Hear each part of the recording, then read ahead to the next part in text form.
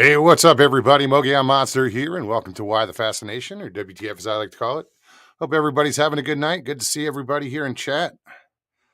And what's up to everybody who's not in chat and just watching? Welcome. Who we got in chat? Sandra Piper, how are you? Hey, Jay. Stevie B, what's up, hon? Hey, Claude, good to see you. Danny, what's up, man? Howling Underdog Films, what's going on, Charlie? Good to see you, guy.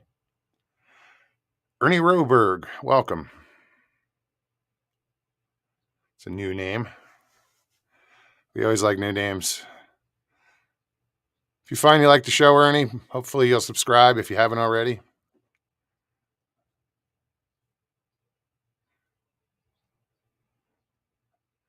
BF Bud, what's going on, man? I think I got everybody. I got to go back and start again because people just slide right in. Ida Bustamante, how are you? Who did I miss? I think I got everybody. Greetings from South Carolina.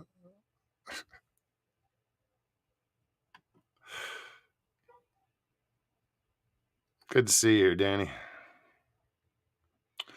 Hey, hey, hey. Joe, what's up? Western New York Bigfoot Investigation Group.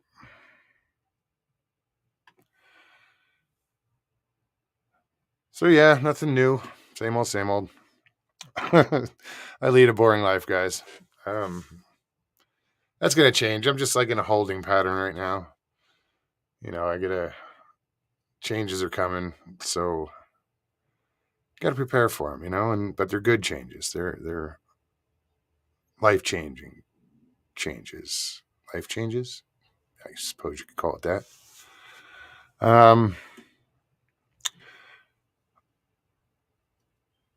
Hey, are those fires anywhere around you? I'm not sure which fires are burning. I know up in Flagstaff, that's the tunnel fire. That's about, I don't know I don't even know how much is that's contained. I think over here in Prescott, over the mountain, I think they had something going on a little while, like last week, because we saw smoke coming over the mountain.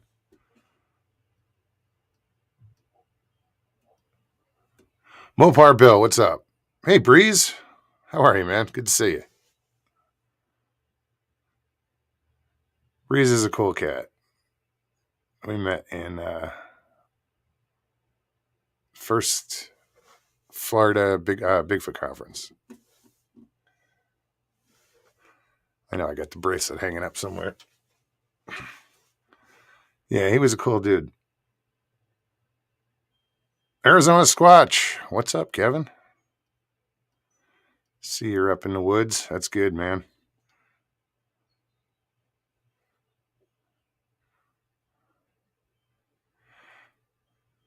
Rich, you got new tanks for what? For soft water? Okay. Sue Ashwell, good day. I'm going to move this thing closer. I can put this right up in front of me now. And I've explained that before. I'm having trouble seeing. I think it's because it's a white background. I don't know. I don't think I can change the background. So it's all good. That's where most of the light comes from is my laptop. And then, if I turned off this light, this is my ring light. That's all from the laptop.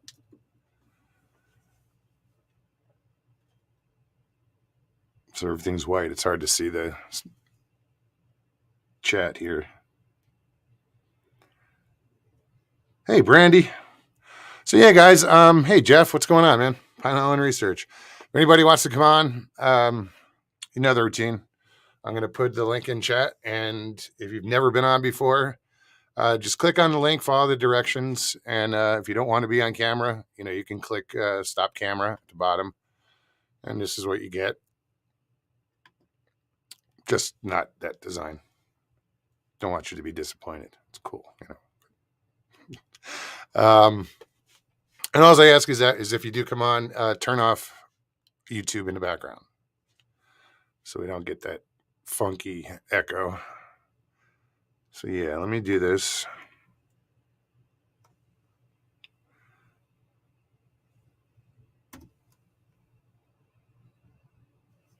There we go. So Jay Fritz, how's it going, man? Good to see you.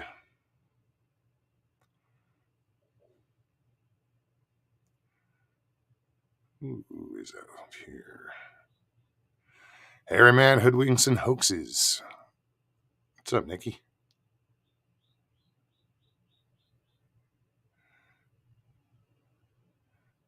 I caught some of your Richter show.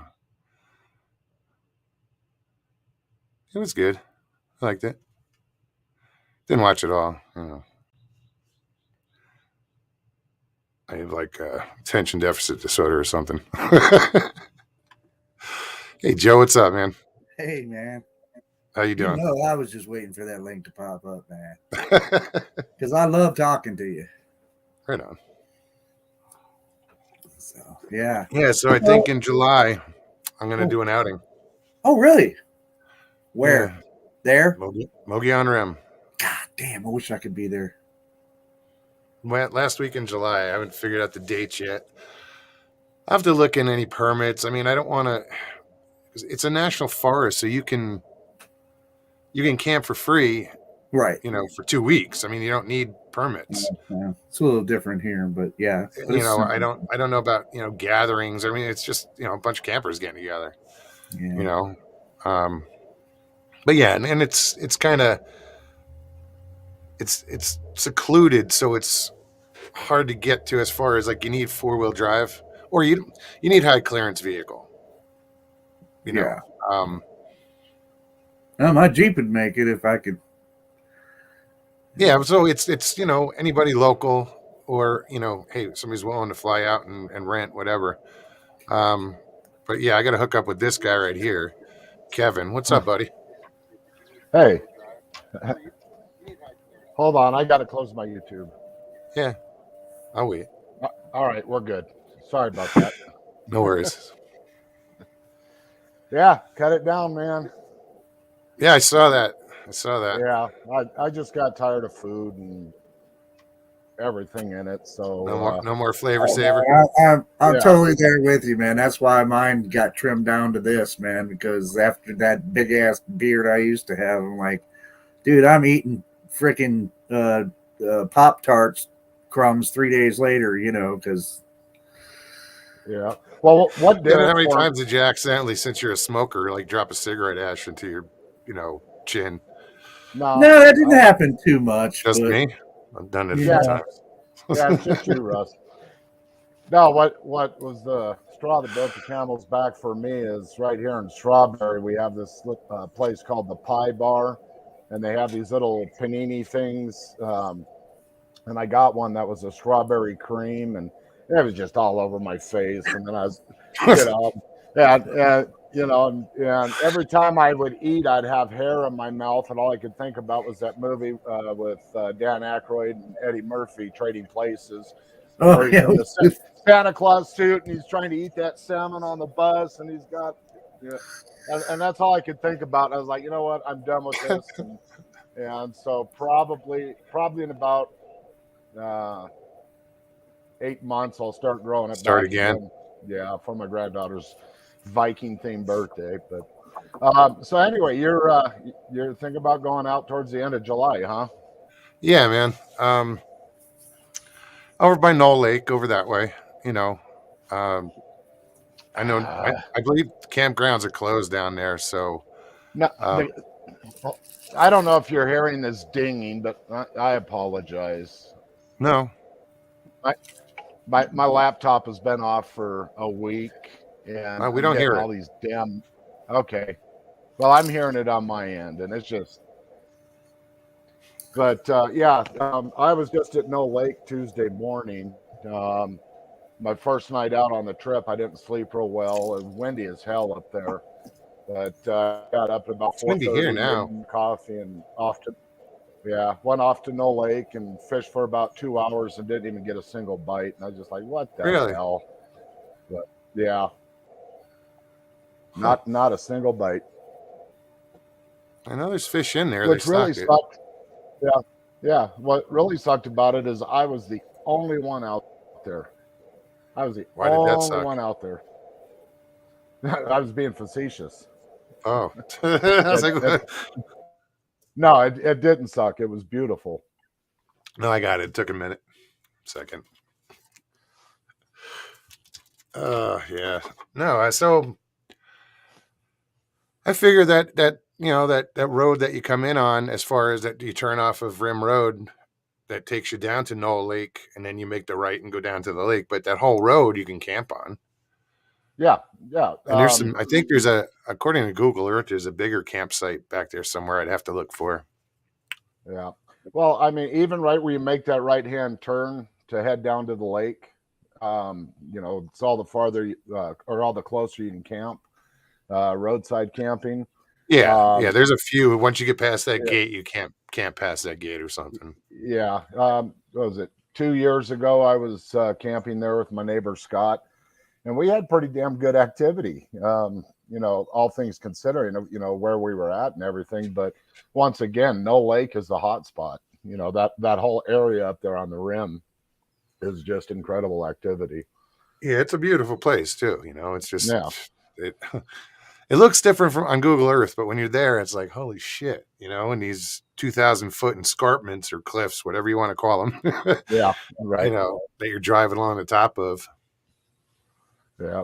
Well, and I know why it took them so long to open the rim road this year. It didn't have anything to do with the snow. It was the amount of downed trees. Oh wow. Because what was it? 2 months ago, we had that really bad windstorm. I don't know how bad you had it where you were at, but it took down a couple sections of my fence, and down here we had 60-mile-an-hour gusts, and so up there on top of the rim, I don't know how bad it was, but I saw the damage from it. When I got over to Hilltop, even driving into Hilltop, I couldn't go 100 yards without seeing huge pieces of tops of trees and It's broken off. and branches. I mean, just everywhere.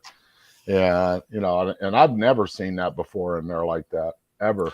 So I saw it in when you go through Sedona and you get to the switchbacks and you go up that way to yeah, Flagstaff. Oak Creek Canyon.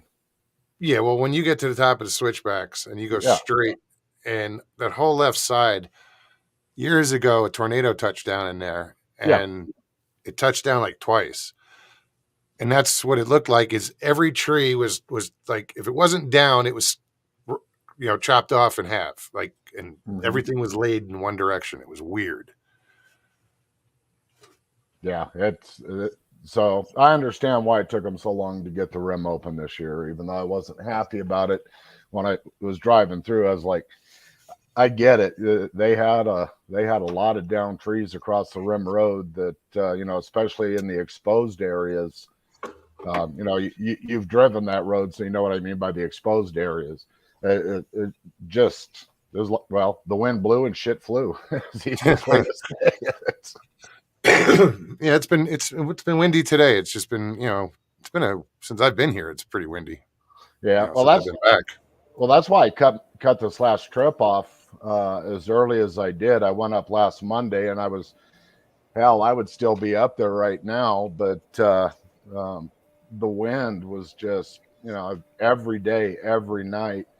Yeah, I just had enough, and I said to myself, you live too damn close to this to deal with it. Just go home. Yeah, if I was still living down in the Phoenix area and go up there for planning a 10-day trip, I would have just sucked it up. But I live 42 miles, I think is what I clocked it. From Hilltop. Screw it, so I came home. Yeah, that is convenient for you. It is, but yeah, probably next Monday or Tuesday, I'm going to go back out for a few more days.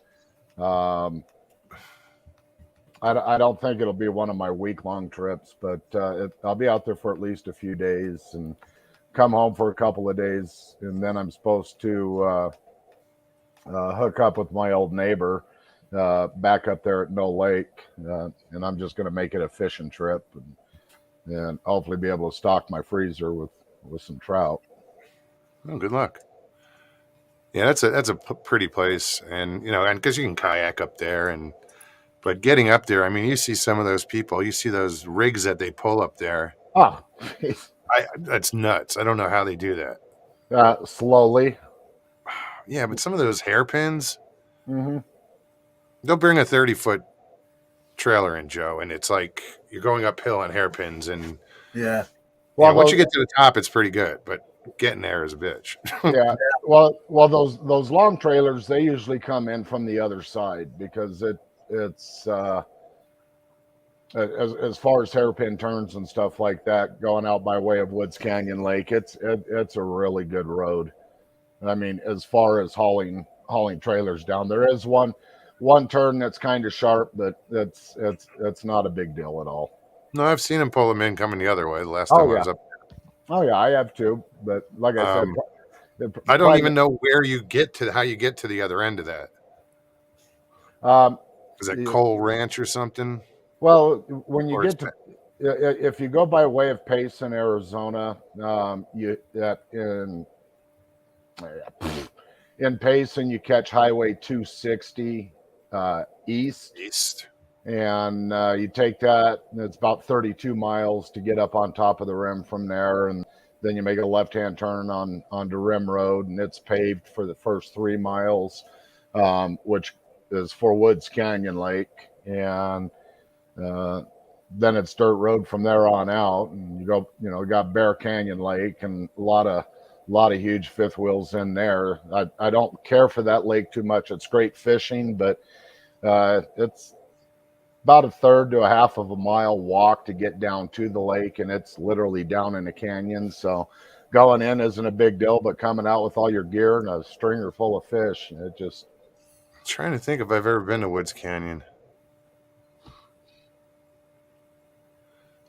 I was at some lake up that way. Did you go through Christopher Creek, past Christopher Creek? I think so. Yeah, that could have been Woods Canyon Lake. There's a couple more lakes up there, but along the Rim Road, you got going from the east to west, you got Woods Canyon Lake, Bear Canyon Lake, and then No Lake.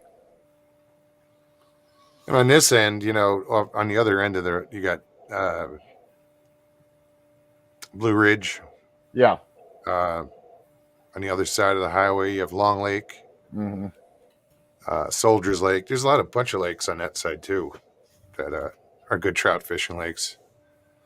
The only problem with those during the summer is all the damn crayfish. You get a lot of crayfish up by you, Joe? Oh, they're in the creeks all over the place. Yeah. Yeah. What's the problem with mud bugs? I set traps for those too. They're good eating. No, I do too. Yeah, but if you can find them big enough, yeah, they're good eating. Oh no, but you fish here and they steal your bait. Yeah. Well, it's not even that. It's they come up, they're hanging off your line. Yeah. No shit. It happened at Long Lake. You're sitting there, you're reeling in, and if you put it down, say you're fishing for catfish and you got a worm on the bottom, you're reeling in. You're like, you think you got something, like snag, stick, what? And there's like crayfish hanging off your line. It's like, what the hell? I got a story about some crayfish. This one gentleman that I was, I guess you could say, interviewing one time, told me that he was describing an encounter that he had with what he was wondering was a Sasquatch, and he had he was. He would set out traps for crawfish in the creeks here in this one specific area. And in fact, it was the same creek. It wasn't the same place where I originally found the very first set of whatever that I still believe to this day were Sasquatch. I don't think it could have been anything else. Tracks. But it was a different section of the creek where I found those. But he would put these traps out and catch crayfish. And on Friday evenings, he would go down and collect his traps because he'd go fishing on the weekend.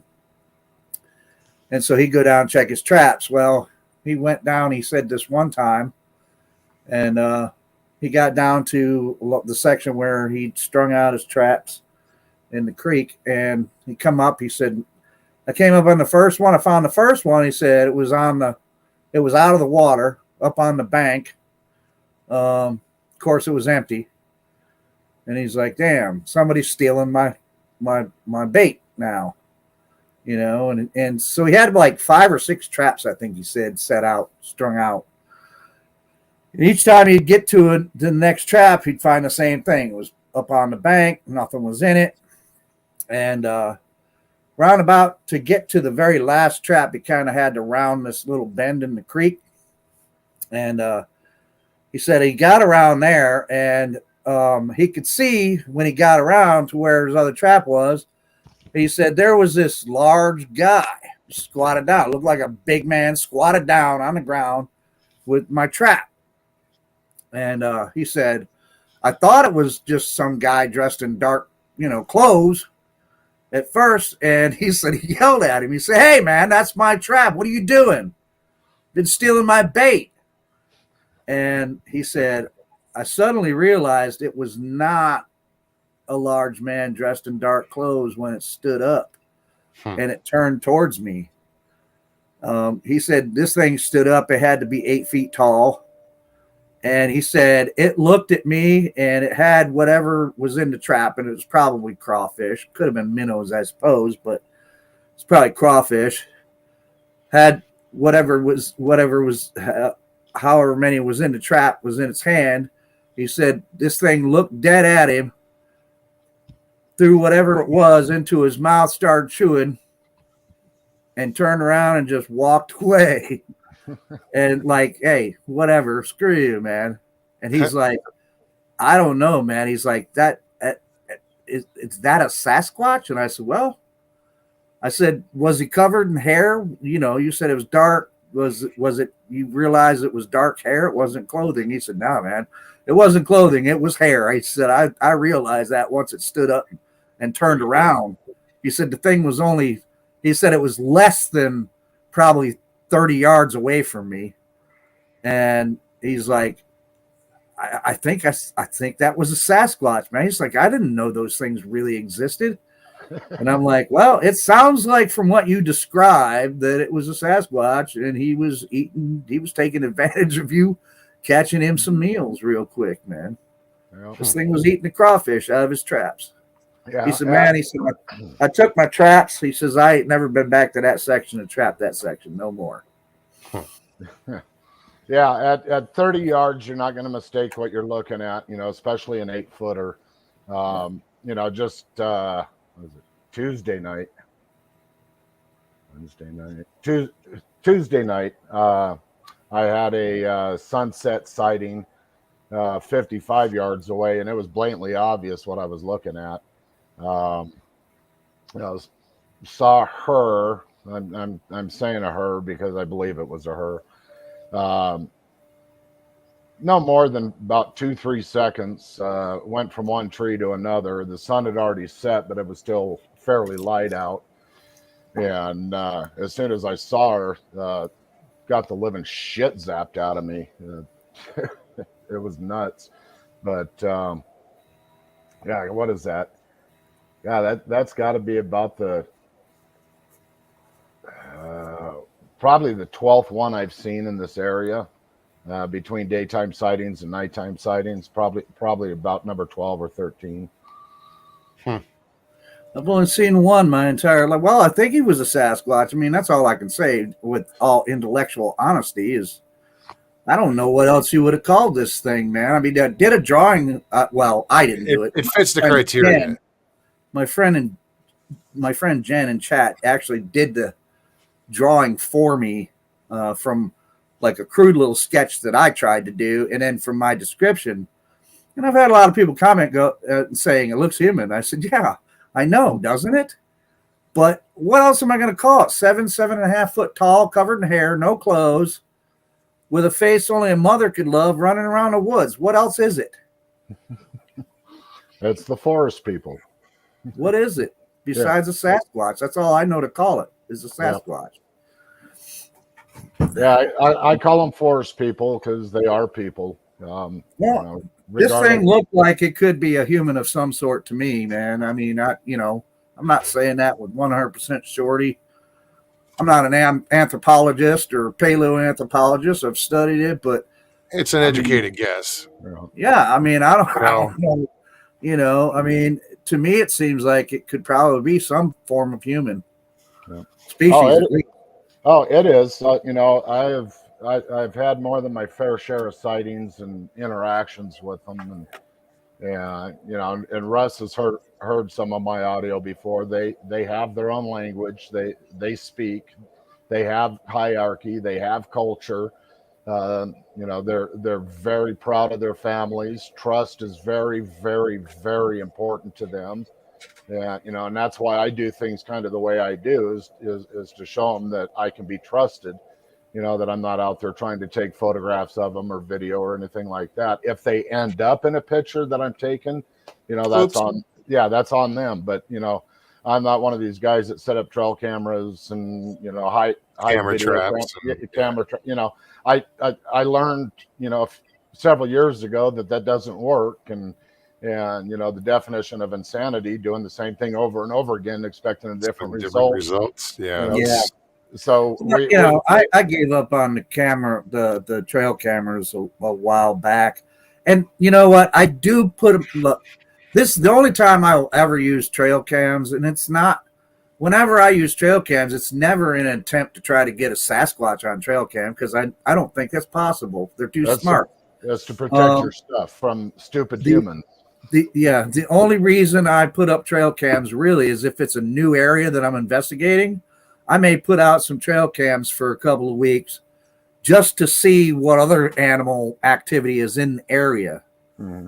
And that's really all I use them for, is to see, is there something, are there things in this area that would make it that a Sasquatch would want to be here? You know?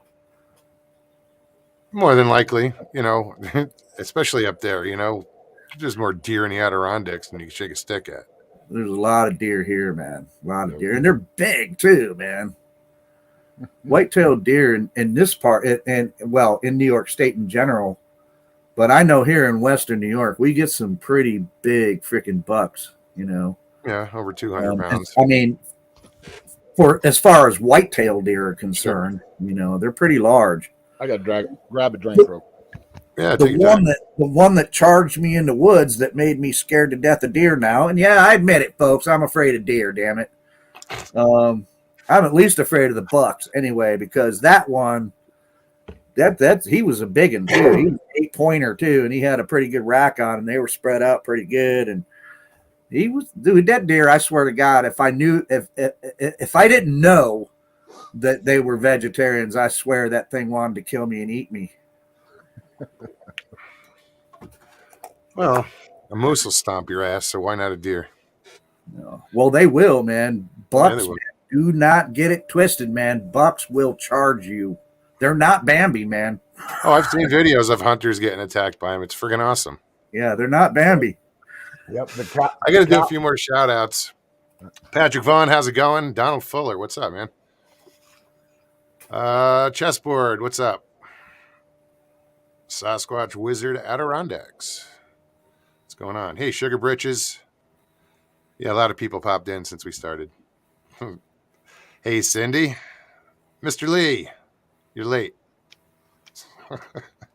That's why I eat as much venison as possible, kind of as in revenge, That's good for you, though. Hey, Icon, what's up? Stacy Perez, how are you, hon? Good to see you. Hope all is well. But yeah, what I was going to say is the cow elks, when they have their young ones, they're not friendly. Oh man, any mother with young, man, is dangerous. I don't care what animal it is. Yep. Yeah, you don't want to Especially if they're cornered and they don't feel like they've got anywhere safe to go besides through you. Yep. You're just in the way. Yeah. Yeah, deer are no joke. So hey, tentatively, I actually, I got something in the works. Apparently, one of my friends from Tactical Bigfoot Research, Mike, he got in touch with me, and I guess it looks like I may be speaking at a event in Caledonia, New York, on May 20th. Really? So, yeah, I'll put up the post on my page for people, that are in the area in New York. Of course, I mean, I don't expect anybody from Texas to come, but you know. But it'd be interesting. I don't usually do that kind of stuff, but they asked me if I wanted to, and Mike suggested me to this guy because Mike can't do it too. He's going to be having back surgery, and so, and I hope he comes through that okay. But so I'm like, yeah, why not, man? I guess it'll be fun. Right on. Yeah, go have fun. Go have fun with it. It should be fun. See, I would never get asked to do something like that. No, I wouldn't either. I never thought I would either. You're a researcher, so you have a different line on it than I do. Yeah. And the whole thing is, when they have these conferences and that, I'm usually out in the middle of nowhere. So, unless they held one in the winter and said, "Hey, you want to come talk?" I wouldn't be able to afford to anyway. So it's I can barely afford to drive out in the forest. Yeah. Well, this isn't really a conference. It's just an event, a lecture event that this guy is putting together. And so I'm like, cool. Sure, I'll come. Everybody knows I can run my mouth about Sasquatch or what I think anyway about it. I hope it goes well for you. I really do. Yeah, it'll be fun. I'm sure. Seize those opportunities. I'm sure it'll be fun. Yeah, this is about all I do for public speaking is on here. Yeah. Yeah, me too. If somebody cuts me off and while I'm driving, then I'll be public speaking. I don't even get upset at that anymore. I just got in, frame of mind in my head that, maybe they're on the way to the hospital and only got minutes to get there before they lose. It's just not worth getting angry over anymore. Too many stupid people out there, and I just don't want to deal with stupid people. So instead of flipping them off, I blow them a kiss. Yeah. I blow them a kiss after they flip me off. Yeah. Yeah, my job is driving around, so I see the worst damn drivers of New York. And now it's like I don't even let them bother me, man. I'm just like, whatever. Jeez, you're driving up in the country. I used to drive in Manhattan every day. Yeah. Well, I used to drive the Phoenix metro area. Shit, since I've been driving, and I tell you what, I do not miss living down there. I got to tell you about this, Russ. Went down for my grandson's first birthday 2 weeks ago, and I was sitting outside my son-in-law's house at about 9 o'clock at night having a cigarette, and the noise. I was just like, oh my God, I didn't realize how noisy it is down here. Because where I live now is a small community out in the middle of nowhere. And I don't know, full-time residents, we probably have like 700, if that. But yeah, just that. All the noise down there, freeway traffic and horn, and just all the shit from the city. Yeah, where you are is quiet. That's a nice little corner of that town. You just kind of tuck back there. Yeah, very peaceful. Yeah. Well, hell, you get elk coming through your neighborhood and in your yard. I mean, guys, their neighbors have, and like if you have trees, they put them in chicken wire just so the elk don't eat them. Yeah. Yeah. Seriously. Yeah. West Virginia proud. How are you, Angie? Hey, Mid South, what's up? Jen, sorry if I didn't say hi. I know I didn't say hi to Rex either. What's up, buddy? Nothing to do with Sasquatch, but I've got a family of foxes living in my backyard. Oh, right on. Yeah. That's cool. Yeah. I got my house sits on about sits on an acre and a half, right? So I have a pretty large yard. Part of it's fenced in. We put up a 6 foot fence around most of it, except for the one side between us and our neighbors. I only put a 4 foot fence because I like talking to them, over the fence. And so it's on the opposite side. It's on the outside of that 6 foot fence. It's still on my property. And we've got this one, I've got this one section that's like these trees that they were there when we bought the place. And I just never did anything with it. I said, you know what? I'm going to leave it like that. Last year there was a woodchuck living in there. And for those of you, a woodchuck is just the same thing as a groundhog. Okay. So there was a woodchuck living in there last year. Now there's a family of foxes living in that den in there instead. I guess the woodchuck got evicted because now I think he's living under my barn. That wasn't you in that commercial, was it? Oh, hey, you dang woodchuck, stop chucking my wood. Yeah. I laughed at those commercials, man. Like, you got it right. Damn woodchucks. Who did I just see? Johnny Half. What's up? I don't know if I said hi to you. I think I did. Pine Island Research. Jeff says, I used to have a fox. Ooh, where'd it go? Where'd it go? Damn it. I used to have a fox that lived next door, but she divorced her husband and moved. Different kind of fox, Jeff. Yeah, fox aren't that into dogs. Second Armored Division. Hello. Sorry you're in second place. I was first armored. Would a woodchuck chuck if a woodchuck could chuck wood? You know what? My dad told me that once. Told me that little saying. Yeah. How much wood could a woodchuck chuck? And I thought I was going to be a smartass. I'm like, okay, because I knew, groundhogs and woodchucks are the same thing. I said, well, how about this, Dad? How much ground would a groundhog grind if a groundhog could grind ground? He'd grind all the ground a groundhog could grind if a groundhog could grind ground. And he went, shut up.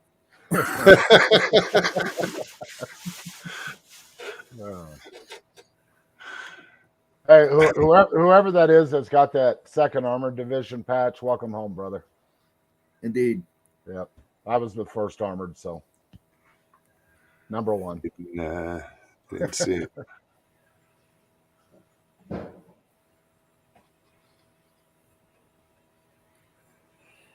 Not seeing it.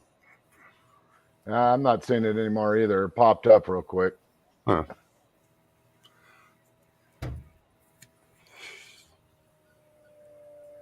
Gary Spikes Sr. Gary's cool people. Yeah. I hooked up with him in, where did we go? Brown Springs over in Oklahoma. We camped out one night, went and took me on the tour, showed me the area, and then went up and did the cemetery up there. Gary's cool. Really cool. Right on. Sorry about your britches, though. He was helping me with the pop-up.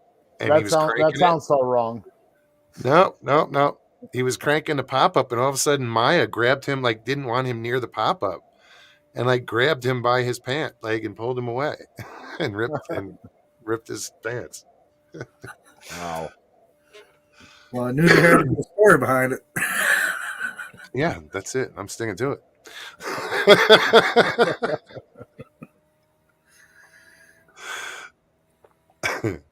But yeah, so anyway, the end of July, I definitely should be up in that area.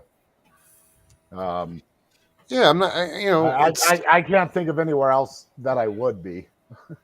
Whoever thinks they can make it and realize there's bathrooms down by the lake, so that's down the road, if they need them. But there's no electricity. It's roughing it. It's off grid camping. Yeah. You gonna film any of it so you can show people? Hell yeah. Oh, cool. Of course. Cool. I know Suzanne will be there. What's up, girl? And Nikki. and hopefully Stevie can get out here with Richie and Jay if they carpool and get your asses out here. I got Jay's like, if I come out, I'm not bringing shit. I'll just buy it there. Well, I have a couple tents and my pop up and Right. stoves and tables and coolers, and I'm good. Yeah. Just don't try and drive out there in a Honda Accord or a PT Cruiser. No. I was in the Adirondacks. It was one of the first times I'd gotten up into the Adirondacks, and I was by myself. I went camping because my wife couldn't go at the time. But I went up there, and it's a place now that I'm kind of concentrating on going each time I go up there, because I'm just curious about it. Because there's a lot of reports out of that area, but it's really a wild area. It's in the Adirondacks, and the road that you got to go up to get to these sites, which again, like Mo said, they're just primitive sites, man. I mean, and they are like in the middle of nowhere. I mean, there's nobody and nothing but forest and mountains around you. And I saw this one car, man. I don't know how this guy got in, and you very rarely see a car go down one of the, or a vehicle at all go down these roads. But this car was like this little tiny sports car, like I don't even know, like what's that one? Not a Miata, but like a MR2. Yeah, something like that. I mean, it was a little sports car, low ground. I'm like, dude, I don't even know how you got on this road to this point. But in the direction you're going, man, you are going to tear the bottom right out of that little sports car, man. Yeah. Well, I'll tell you a story. It was 2 years ago. There was a family camp out, so we were at a place I call Coyote Camp, big open meadow. And we have this, and mind you, we are literally out in the middle of nowhere. I mean, it's 10-mile round trip to make a phone call, to get out to the edge of the rim and get reception. And there's only one spot out there that you can. But, so we're sitting there at camp, and this heavy set girl comes walking into the camp, and she's, I need help. And, of course, I'm like, what's going on? You need water, you need food. And she's like, no, I'll take a bottle of water, but my boyfriend's stuck in the mud back down this road. And I said, well, which one? Because there's a junction there of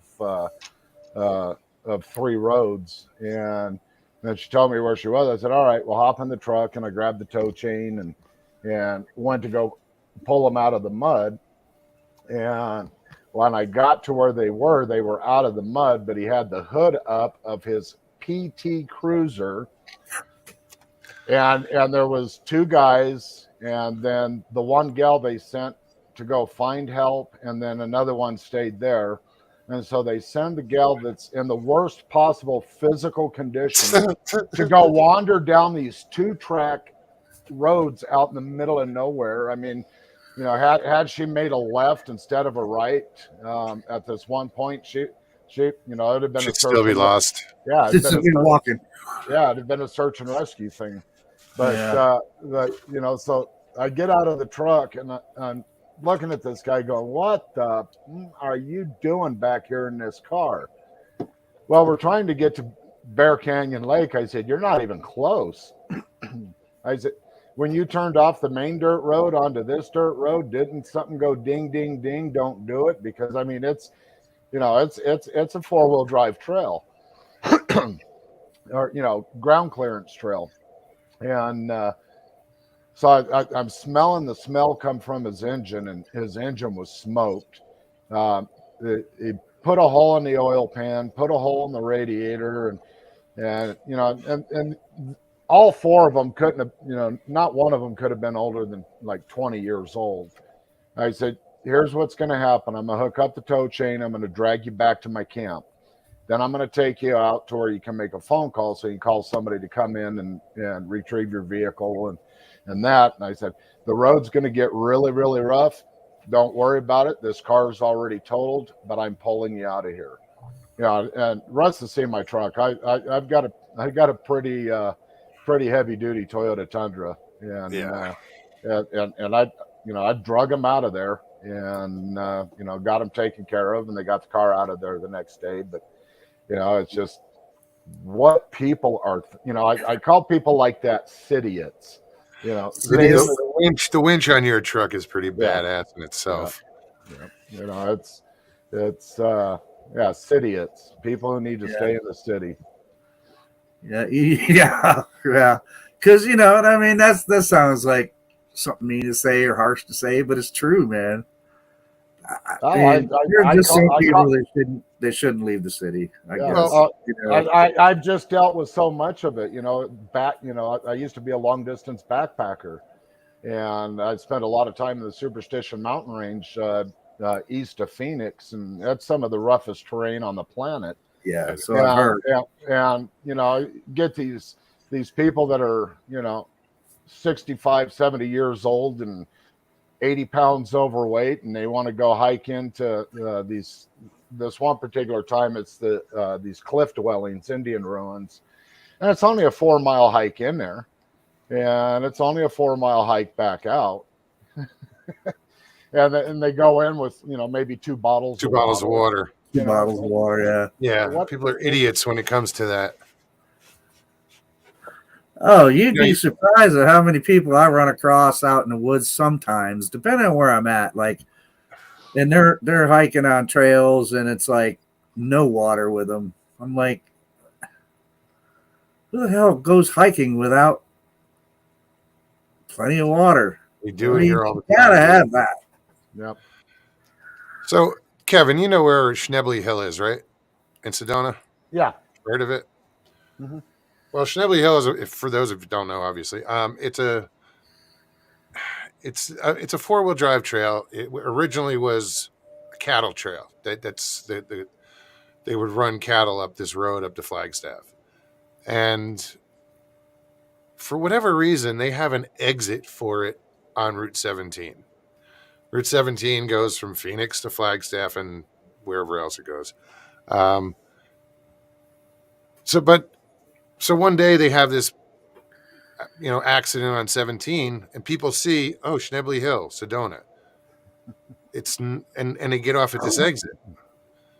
But you start down this hill, you're screwed. Mhm. 28 vehicles got stuck on Schnebley Hill. Bottomed out, stuck, oil pan, the whole Yep. works. Yep. Not surprised.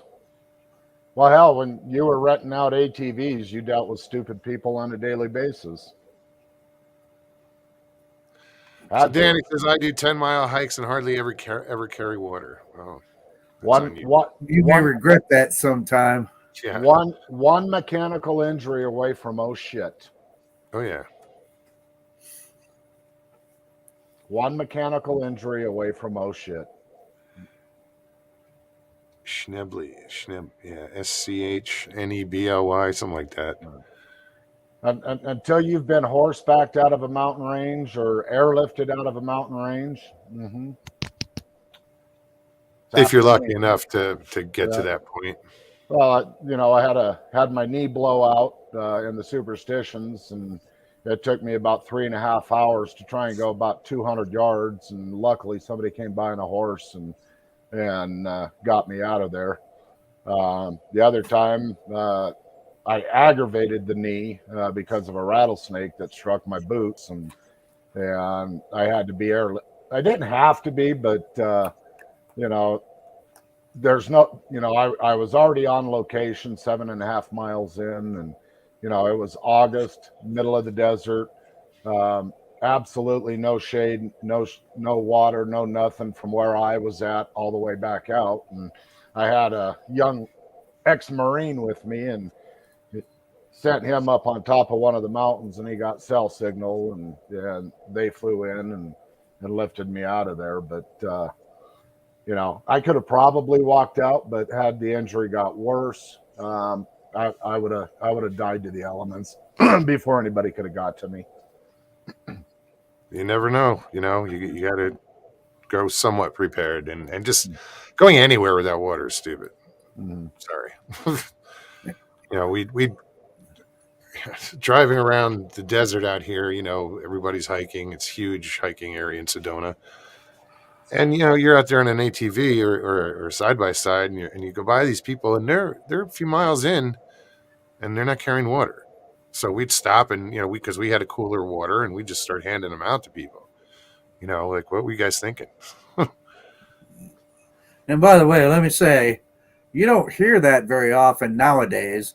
Somebody came by on a horse.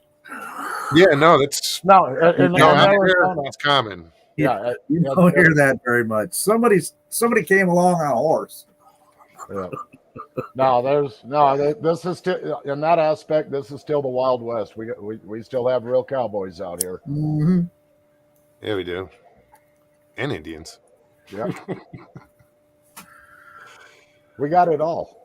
They're not as hostile, though. Hilton, what's up, man?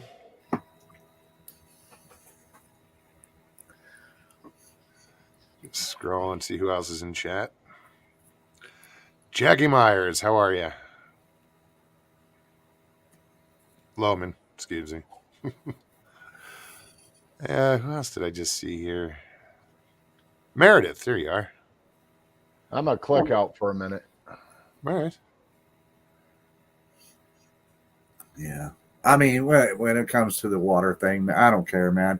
You're right. People can do what they want, man. But as far as I go, when I go out and I'm in the wild, man, I make sure that I have water, dude.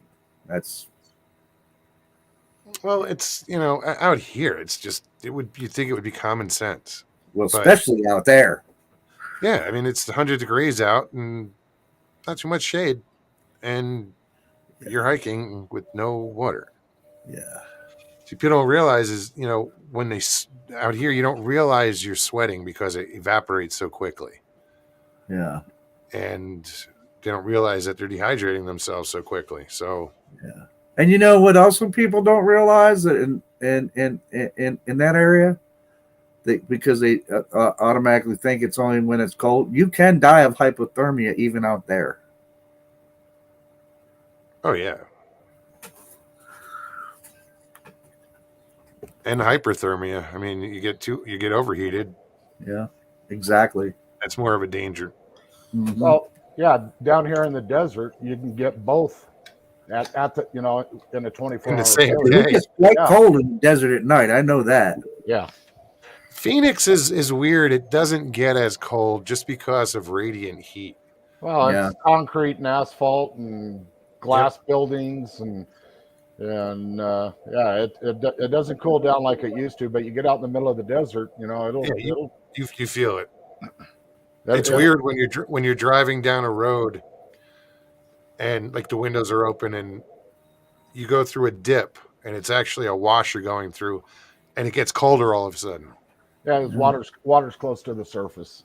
Yeah, but you go through that, that cold spot. It's like, what the hell? Because cold air always sinks, man. It always goes down low. Nona Boss, how are you? Donald, take care. Feel better. Graz, yeah, man, bring your Jeep out here, by the way. I saw it earlier, but I didn't comment. I know Donald wants to bring his quad out here. See, if there was a place, where would you, if I wanted to shuttle people in, people didn't, how would you do that? Where would you park for an outing? Huh? Mm. You know what I mean? Where could they park where I could pick them up? There's no, I mean, someplace in Payson, I'd have to make arrangements with somebody. Yeah, depending on what way they would come in, they're. I mean, I'd hate to tell somebody, yeah, park your vehicle here and get shuttled in, and then back and it's been towed. Well, been towed, or stupid humans. Somebody catalytic converters missing. Yeah, you just can't trust anybody anymore. It's a shame. When it comes to leaving your stuff out like that. I mean, in reality, you can drive a Honda Accord to no lake. You just take your time and good placement of your tires. It's not bad going into there. Coming from the other end. Yeah. Yeah, coming in off of the Woods Canyon Lakeside. But yeah, for somebody to park and get shuttled in, It was just a thought. I'm like, I don't know. Although I want to keep it kind of limited, I don't want some 100-person event. It's a little crazy. Oh, I cannot resist this one. Patrick, did that horse have a name? It was a horse with into no the name. desert on a horse with no name. Yeah. Resist. Yeah. Horse has no name. Come here, horse. Little America quote there. Yep. Who else? Where are we at? 65 watching. Well, welcome, guys. Gary wants to know if his truck will make it, Mubs. What kind of truck? Trying to remember what the hell he was. Yeah, you got clearance. Yeah. I drive my wife's Nissan in there a few times, so. No, he's got the clearance. He would make it. Hell, he's so where we camped. I was driving a Penske 16-foot box truck and towing the pop up. It was kind of sketchy coming in and turning around in that area, man. There was some shit we had to drive through that truck wasn't supposed to do. But yeah, his truck would get up there. But Russ, if you're gonna have some people come up and want to have a better chance at interactions, a lot better place than No Lake would be Coyote Camp. That's in July there might be some water puddles to deal with, but they're typically not any deeper than about 6 to 8 inches. Yeah, I'll look into it. Coyote Camp, is that on a map? No. Or is that one of your locations? That's one of my locations, but it's it's a I hosted my 50th birthday party there. Right on. And so had the whole family there and a bunch of friends there, and I would say we had probably 30 of us in there, with ample room and phenomenal activity in there. Matter of fact, that's where I saw the white one. Well, that road that goes to Knoll, there's a lot of room there, and if it's during the week, it shouldn't be as bad. It shouldn't be that crowded up there. Unless I find something further in, I don't know yet. I have to get up there and do some investigating, but I got to do it quick. Well, I know the reason for me to go, man, is hell. I would love to be there. Not even for wanting to encounter any disaster, just for the fellowship, man. Yeah. And if what were to happen, that's just icing on the cake. But my ice is Mogs. You have a date set? I could ferry some East Coast girls in my 4Runner, Jen. Yeah. Either last week in July. I'll figure out. I got to talk to Nikki, see what she thinks, because she's going to be there, and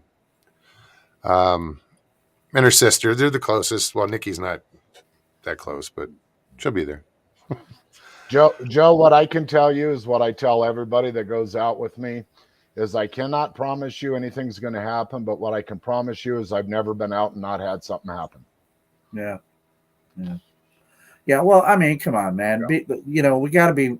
I'm always the kind of person, man. We got to be realistic about this. And look, people have different experiences all the time, but look, there's nobody that I know of, man. At least not in my experience. My experience is, dude, I cannot guarantee you that I can take you out to where I saw Rasta and that you're going to see a Sasquatch or hear a Exactly. Sasquatch or have anything at all happen. I can't guarantee that. Nope. Nope. You know? Nobody can, because they do what they do and they do it. All I can say Yeah. is I've never been out and not had something happen. Yeah. The nights that I consider a ghost town and is like, man, there's absolutely nothing going on, is I might get a branch break or get a clack sound, and I sit there and go, well, this is pretty pretty depressing, because the level of activities that I've had is just off the chart, and it's not always like that.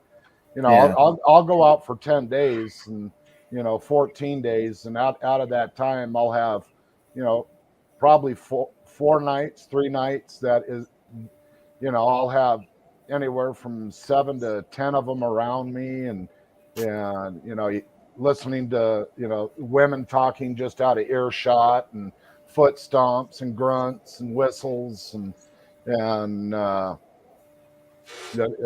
just and that's light. That Yeah. when it's so dark out that I can't even see my hand in front of my face, that's when they come in close. I've had them come in and touch me, and I'll tell you, you get on your shoulder, you'll jump. Oh yeah. Look, if I, dude, when I when I had that encounter that I had, man, he didn't even have to touch me. That was enough for me to jump me right there. I mean, if I had something, look, I saw something. I don't know if it was him. I don't know if it was another one. I strongly suspect that it was a Sasquatch. It was eye shine that I caught, and that was just enough, man. I mean, I don't, What was I don't want one coming up behind me and tap me on the shoulder. I was scared the living shit out of me. you get used to it. That was scared the Richie living says, crap. Mo, a question: do you think my truck can make it to Arizona or up the hill? Because up the hill, he's got this badass truck. Sorry, I didn't mean to cut you off, but I had to. Yeah. No, but yeah, that eye shine that I caught. I mean, I don't, but that was enough, man. I was like, okay, what's gonna happen here? Nothing happened. She, whatever, turned around and walked away, and that's why I knew it wasn't anything else. Because an owl, which I did think at first. I was like, is that an owl sitting in the tree right there? But I'm like, in my mind is telling me, dumbass, have you ever heard an owl walk up through the woods? Crunch, crunch, crunch, crunch. Like, it's not even like the owner of this eye shine was very obviously not trying to be quiet whatsoever, because I heard it walking up. And then I eventually was able to see the eye shine and I wasn't trying to look directly at it, because I'm like, once I realized, dude, that's not an owl or anything else, man. I'm like, I didn't want it to realize I saw it, because I wanted to see what was going to go on, right? So I was just looking at it, and it just stood there for probably, I would say, I don't know, it probably lasted at least a minute, as I was sitting there badly playing harmonica. And then it finally the eye shine disappeared. And I realized it wasn't that it disappeared. It had turned around with its back and walked away. And I heard it walk away. Mm-hmm. Well, if was it a Sasquatch? Yeah, I will tell you, I believe it is. Yeah. Or was. Well, when you can't physically see them, I call that a confirmed possibility of a definite maybe. But what I can tell you is that if it was making that kind of noise walking up, and you saw eye shine from him, he wanted you to see him, because Oh yeah, I mean either that or he didn't give a shit, or he or she or whatever Yeah, didn't give a shit whether I did see it. Yeah. they wanted you to know they were there. Um, that's just how they are. They're at my campsites. There's always at least one. We call it a camp watcher. There's always at least one, and a lot of times, they'll just sit and observe and watch and listen to us, and periodically will let us know that they're there, and um, if they don't want you to know they're there, you're not going to have any clue whatsoever they're there. Just Oh, for I'm sure. instance, the big one in my primary research area that I called Indy. His footprint was 10 and a half inches across at the toes, 23 to 24 inches in length. When I had my dusk sighting of him, um, in excess of about 11 feet tall. He was walking by the camp. From his chest to his back was about 3 feet thick. And my best guesstimation is somewhere between 13 to 1,600 pounds. And he was going through the forest making no more noise than a butterfly. If they don't want you to know they're there, you're not going to have any clue that they're there. They live out there 24/7, man. That's their lifestyle. I'm sure that they can be absolutely quiet if they want to be. Now, for the area where I had that encounter, and that I camp in that area all the time. I mean, that area, I'm not even sure if they're. I think it may be just a seasonal use area. Now, I can't be sure of that 100% because this winter I did not get out there at all. But I think it may be just a seasonal use area. But who knows? I mean, I don't really know that much about them. Well, you hear that a lot, though, that, they're there during the spring and the summer and the fall, and they're gone during the winter, or, depending on where you are in the country. You hear that a lot. Yeah. Well, I don't know. It's just a hypothesis, and one that I don't know how to really test it, but I have a hypothesis that they probably live a lot like the Iroquois here used to do, and they would have places that they would go. They'd have a summering place and a wintering place. Snowbirds. I mean, I don't think they're like going from here to Florida, or migrating that far, but I think they do migrate within a certain area within their areas. Well, I do know that several of my locations, they're there all year long. No, there was in 2018 when we had that super blood moon, whatever it was, big event, and I called the Forest Service, and they said the roads were still open. They should have had them closed. I didn't have my truck at the time, so I took my buddy's Dodge Dually diesel 4-wheel drive in there, and damn near got stuck, but had activity there, and and that was January 6th, something like that. Snow on the ground, but I know in the areas that I research, they stay in those areas all year long. I think it's cold up there. I'm surprised. I figured they'd come down. I don't think, because of an experience I had, I don't believe that they are affected by the weather as much as we are. Oh yeah, I mean, and so that's why they're so damn hairy. Yeah, I don't think it's that big of a deal to them. At least up here, anyway, they're pretty hairy. Oh, they're hairy here too. David and Angela Baxter. He wants to ask me and Kevin our scariest experience. Well, I mean, hands down, my scariest experience was when I saw Rasta. That scared the living shit out of me. because I was not prepared for it whatsoever at all. I mean, it is literally a case of me being in the right spot at the wrong time or the wrong spot at the right time. I don't know, whichever way you want to look at it. But Maybe you were in the right spot at the right time. Maybe you're supposed um, to. Yep. well, it was the right spot at the right time if my goal was to have the living shit scared out of me, yeah. And if it didn't happen, you wouldn't be sitting here now. You'd be doing something else. Wouldn't be YouTube. Yeah, probably not. I would say my scariest thing that ever happened was, my first encounter when I was in the Boy Scouts. But that, had no idea what was going on. We knew about the Mogollon monster and never equated it to, to the Sasquatch or anything like that.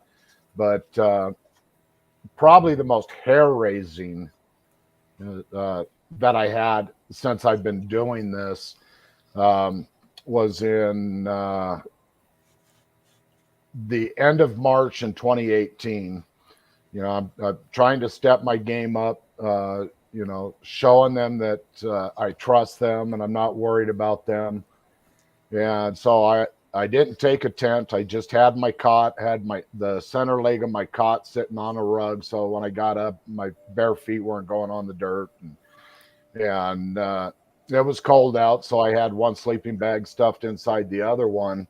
And just before the sun come up, I was paralyzed. I couldn't move. I couldn't even talk. And it felt like the head of my sleeping bag got pinched shut. And I don't know if you've ever been on a helicopter, but when a helicopter lifts off, it's kind of like an elevator almost. You can feel that gravity change. Mm-hmm. And, and that's what I felt. I'm not saying I got lifted in the air, but it felt like the cot got lifted up in the air and they were running through the forest with me. But it's not like the cot was bouncing. It was just this fluid motion. And I had the sensation that I was moving, and I kept saying, Indy, put me down. Indy, I don't like, in my head. And then I could feel what felt like the cot being set back down. And I wanted to take my head out of the sleeping bag so I could see him, but I was too terrified to even, I just was not mentally prepared for that to happen. What I can tell you is I heard him walk away. And about 15 minutes later, I finally, got up out of my sleeping bag and went and made a campfire to warm up. But the leg of my cot was displaced by about 1/4 of an inch from where it originally was, because the rug I had, you could see the indentation in it. And so the cot was moved. Am I saying that they picked me up and ran through the forest with me? No, that was the sensation I had. But I was not mentally prepared for that to happen, and that. Well, Yeah, some people here are kind of surprised that you said a Sasquatch touched you, so yeah. they wanted to hear about that. Yeah. Which time? Was it inappropriate? I mean, I'm sorry. Not yet. I gotta tell you, man. I mean, that's why you're investing all this time. people can have different I'm a player. experiences, but I am one that I'm going to tell you, and I understand. My whole hypothesis about them being a human, some kind of a human species, and they're intelligent. I know that they're intelligent. They have to be. But even with all of that, man, for me, my advice is to be cautious, because for whatever they are, and I'm not going to sit here and tell you that I know exactly what they are, because I don't, but I do know this: they're wild, and anything wild, intelligent or not, it's good to be cautious, remain cautious.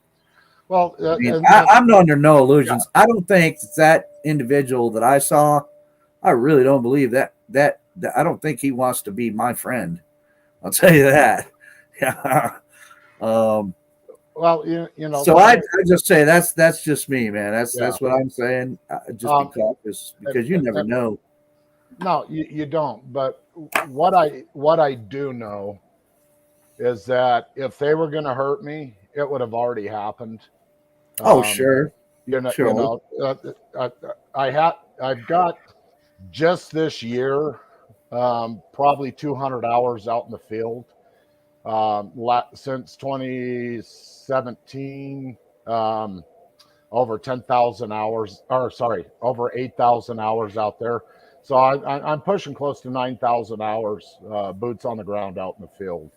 I retired. I go out for weeks at a time, and it, my goal for this year is to try and hit 200 days out. Um, I'm out there with them. I trust them. I've earned trust from them. Um, Gifts have been exchanged.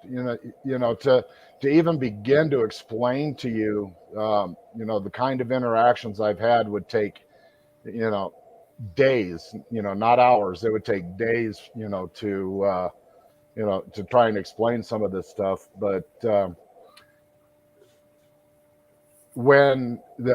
there have been a couple occasions where I was told that I need to leave because it's not safe. It's the whole telepathy thing, mind speak. Um, and this one, for instance, I was just going up to do an overnighter, and I went out to my gift dump, and I got leave now not safe, and so I took off. Didn't understand, I was like, is there a bear out here? What's going on? But so I left. And after I got home that night, my blood pressure shot up to almost time to go to the hospital. And at the time, I lived at 1,400 feet. My campsite's at 7,600 feet. What would have happened, if I'd have been up there on site, my blood pressure shoot up like that. So how you have that a service squatch. Yeah, how that happens, I don't know. Another time was told to leave. It was after a family camp out, and my grandson, who was 15 at the time, we were going to spend one more night out, and I got the same thing: leave now, danger. And so we had already had everything packed up. We were just going to sleep outside on the cots. And so I was like, Justin, we got to get out of here. He goes, yeah, something's wrong. And it's like the whole entire atmosphere up there changed. And, so we packed up, did him out. And after about 11 miles, everything went back to normal. So what was in the area, I don't know. But what I do know is that they're always keeping an eye out for me when I'm out there. Here's a for instance.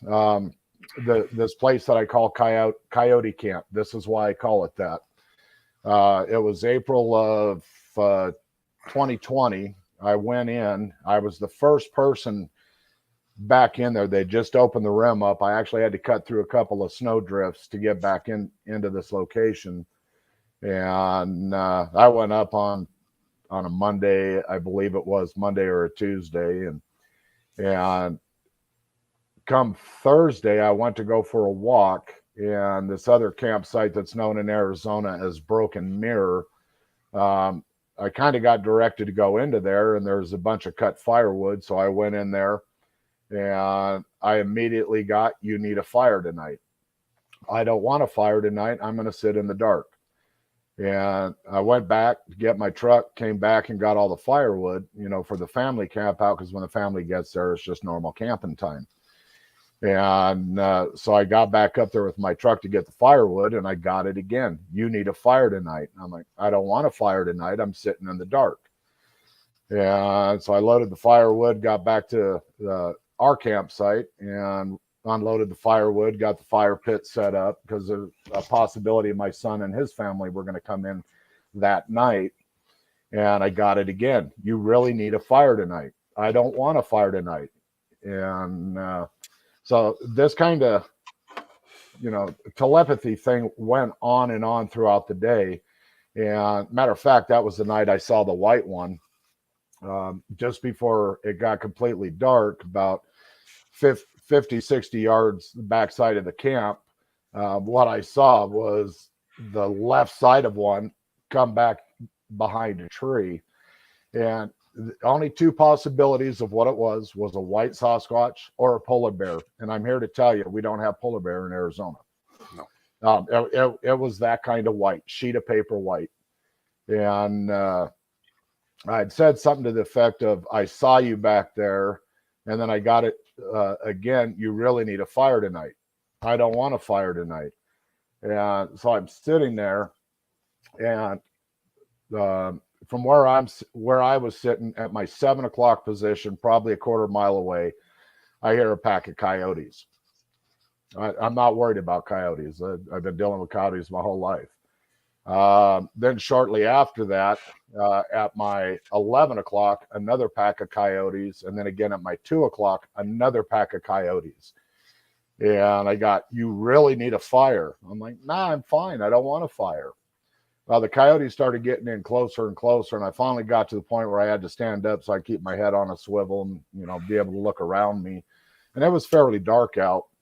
And it finally got to the point where it's like, okay, I get it. So I put about a quarter gallon of gasoline on, on big, huge fire pit out in the open. So there was no risk of anything with this. But I put about a quarter gallon of gasoline on it and got a stick, lit that, and threw it in. When that ball of fire went up, I saw no less than 30 dogs. They were coming in on me. And I have never, ever had coyotes act like that. So, how do you explain that? I don't know. But I do know that, in a way that they're watching out for me. And as long as I continue to operate the way that I do, the habituation, I don't do anything threatening. I don't set cameras up. I don't do things to piss them off. I just not worried about them. If they wanted to take me out, they would have done it a long time ago. It's I'm sorry, I'm muted. That's why people ask a lot of questions. Like when they have being touched. Coyotes can be dangerous, Mr. Lee 3PO. Yes, Yes, they can be. They can be. When you have at least 30 of them, 3 different packs come together on you inside a campsite.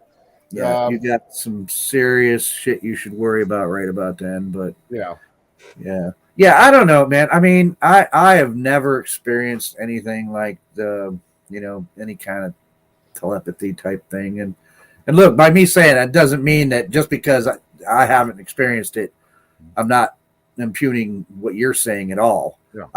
But I will say that, of course, I've had that feeling that everybody at least has had at least once being out there when you're in an area and all of a sudden, you just get that feeling, Jesus, I shouldn't be here right now. Mm-hmm. And I've had that, it's, here's a good one for you. When I first started doing this, this was probably my 3rd trip out. I knew where one was at, and I was up there with my buddy, and I said, I'm going to go walk over there. And he goes, well, be careful. I said, I'm all right. And I walked probably about 15, 20 yards, and I got that, don't come any closer. Yeah, so I'm telling my buddy, I said, Chuck, I'm getting this feeling that I shouldn't come any closer. And at that time, I didn't know it was mind speak. It was just this random thought enters my head that's not my own. And he goes, well, are you going to come sit down? And I go, nope. And I took 3 more steps, and I was literally frozen in my tracks. I couldn't move my arms, couldn't move my legs. I could move my head just fine. I could think just fine. I could talk just fine. I just couldn't move. And it was probably about 2 to 3 seconds after I told Chuck that I can't move. He asked, are you all right? And I said, I'm fine, but I can't move. And that's when he flashed his eyes at me. I don't know if you said you've seen the eye shine. Wait till you see them bioluminesce their eyes green. It's the same kind of green as a glow stick, little chem lights. And, golf ball or almost tennis ball size just lit up green. I was like, whoa, what the, I wasn't expecting that. I had no idea they could do that. And I said, okay, I see you. I'll go sit down now. And just like that, I got released. I turned around and went and sat back down. Yeah. At no time did I have any fear, because I think at the same time they're letting me know that I don't have anything to be afraid of. Um, you know, they will just turn around and walk away and leave. Um, at least all the ones that I, in the areas that I research, they'll just leave. They're not. I don't think under very few circumstances would they become hostile. Would I I mess mean, with well, you know, would I mess with a child? No. Um, you have to show them respect, yeah. and knowing that they're bigger, better, excuse me, bigger, better, and smarter than us. It's you have to be out there with a humble attitude, Yeah. um, because Well, I agree with that. I I, agree I with that. I understand what their capabilities are, and I'm not going to go poke a bear. I'm out Like I there said, to. that one that I saw, the eye shine, that like I said, I think it's a Sasquatch. I can't prove it is, but I'm strongly in favor of it being one. I don't know what else it could be, but anyway, that eye shine that I caught, I mean, that was just from the firelight, and that's why I couldn't see, because I was sitting on like the fires in front of me and then across the fire. So I did also have, the firelight affecting my vision too, because I'm sitting right in front of the fire looking out. And it's the firelight that caught the eyes, you know. And so they were kind of I don't know if it was just a natural, but I suspect that it had to do with the firelight. It kind of made the eye shine I was seeing kind of an amberish color, Mhm. And Well, again, like I different said, he light will just stood create there for different about a effects. minute, maybe, you know, 45 seconds to a minute or whatever, and then turned around and walked away. So, Yeah, that sounds absolutely right to me. Chessboard, yeah, I'm doing good, man. Thanks. Hanging in.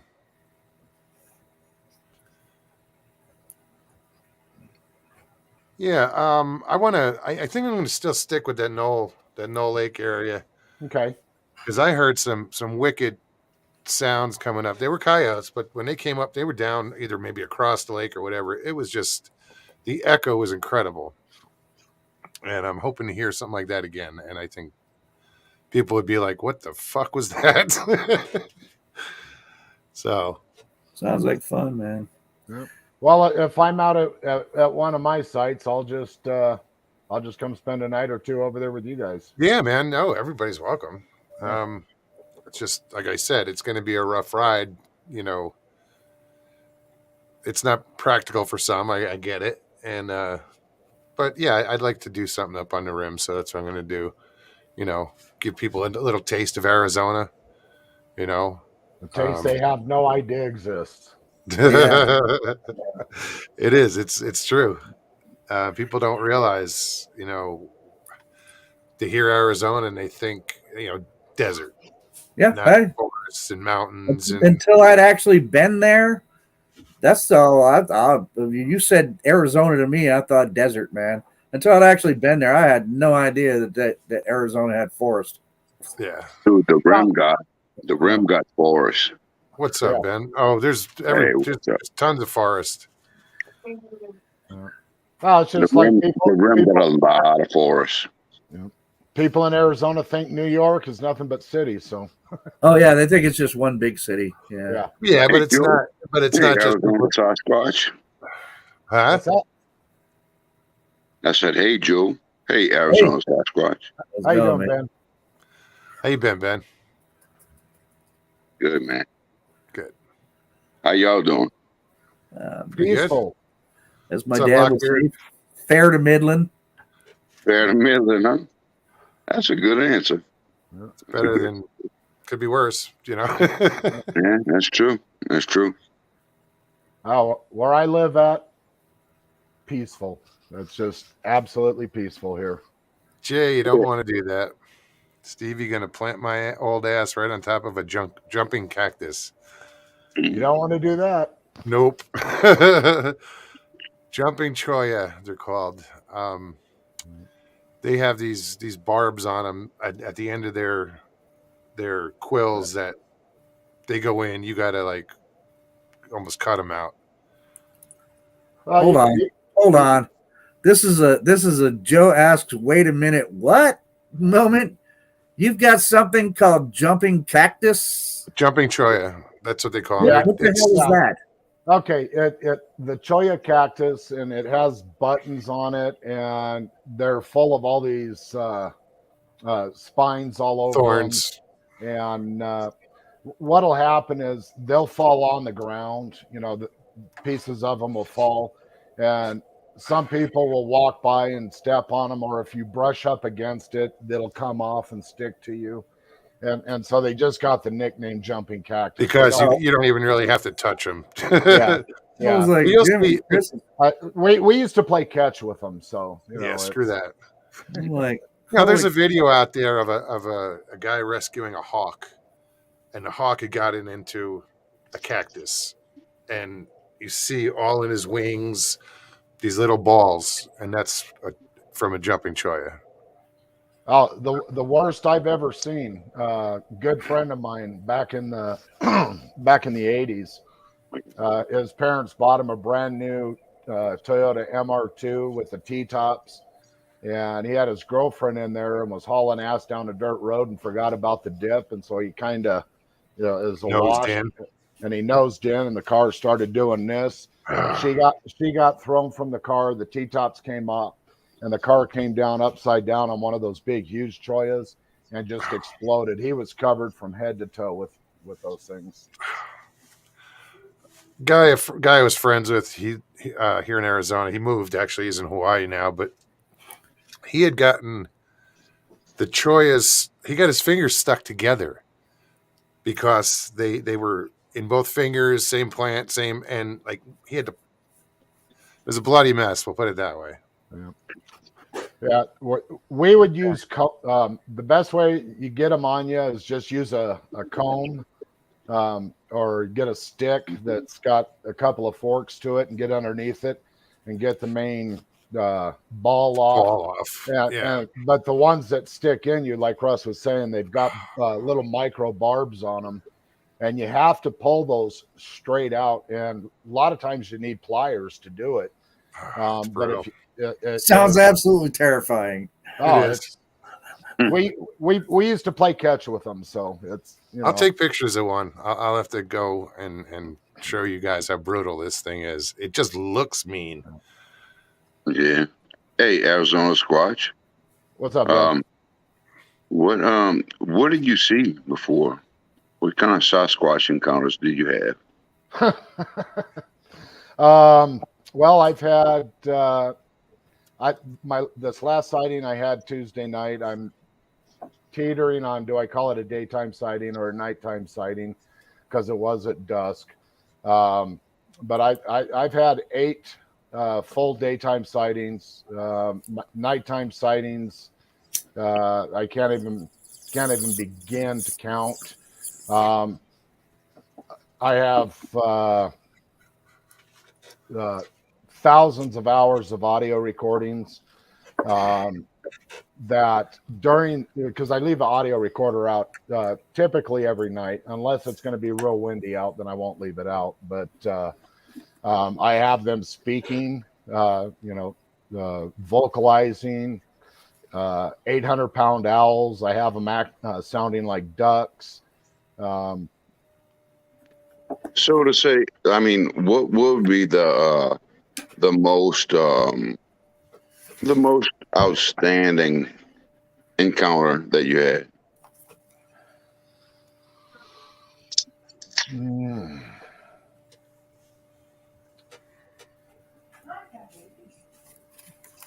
That's a long one. It's one that I still have a hard time wrapping my head around. All right. I was out camping by myself. I had my dog with me because my wife was in Iowa. We have a little min pin.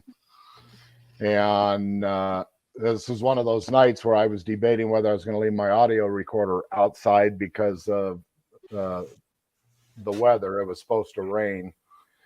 And so I'm sitting inside my tent, and my dog's on my air mattress, and I'm putting my notes in my computer, and because I keep a complete diary of everything that goes on. And it was about 2:45 in the morning that I got woke up to being flipped over onto my back and slid sideways across my air mattress. I can't move. I can't talk. I have a shimmering image of this distortion standing over me. The inside of my tent is 7 feet 2 inches. And whatever was in there was leaning over. And I was trying to talk, and all I could get out was, and after a couple minutes, I was finally able to talk. And the first words out of my mouth was, "Who is that over me?" And I get a click. And I said, "Is that you, Indy?" Well, outside of my tent, I hear a click. I hear the footsteps outside of my tent. I can hear the mumbling and outside of the tent. And a couple minutes later, the distortion was gone. Everything went back to normal. And I was just sitting there shaking my head going, what the F just happened to me? What state was that in? Here in Arizona. Okay.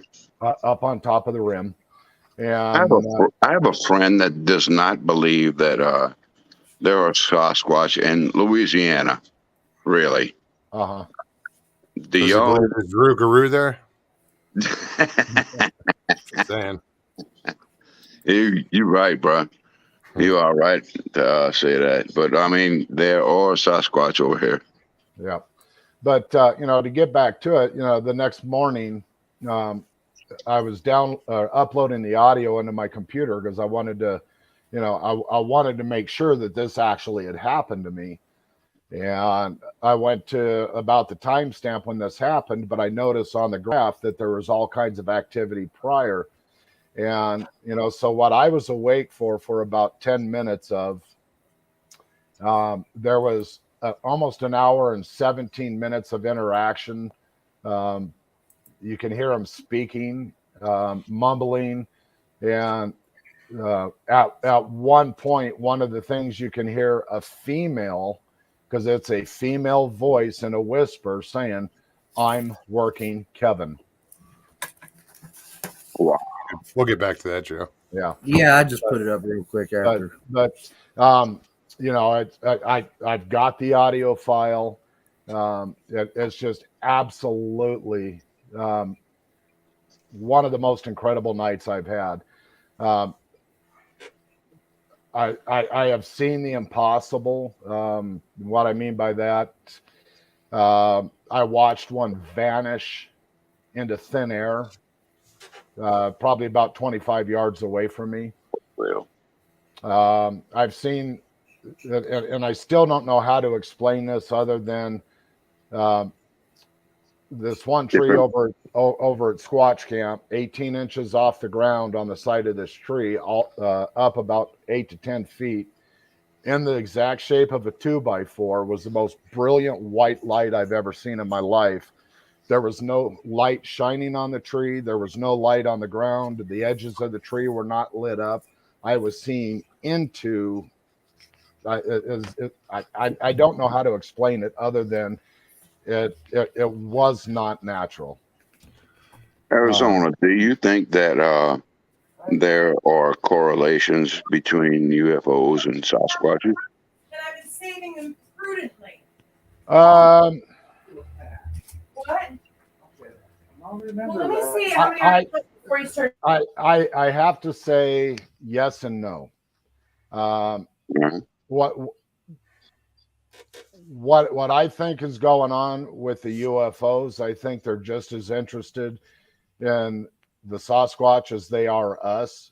People say that they've seen, been abducted in a UFO and there was a Sasquatch in there, or they've seen UFOs around Sasquatch. Well, to go into the common sense and reality part of it, a Sasquatch sees a UFO by a human, by one of us or sees one of us taken, Yeah. are they going to say the same thing? Do you think there's a connection between us and the UFOs? Yeah.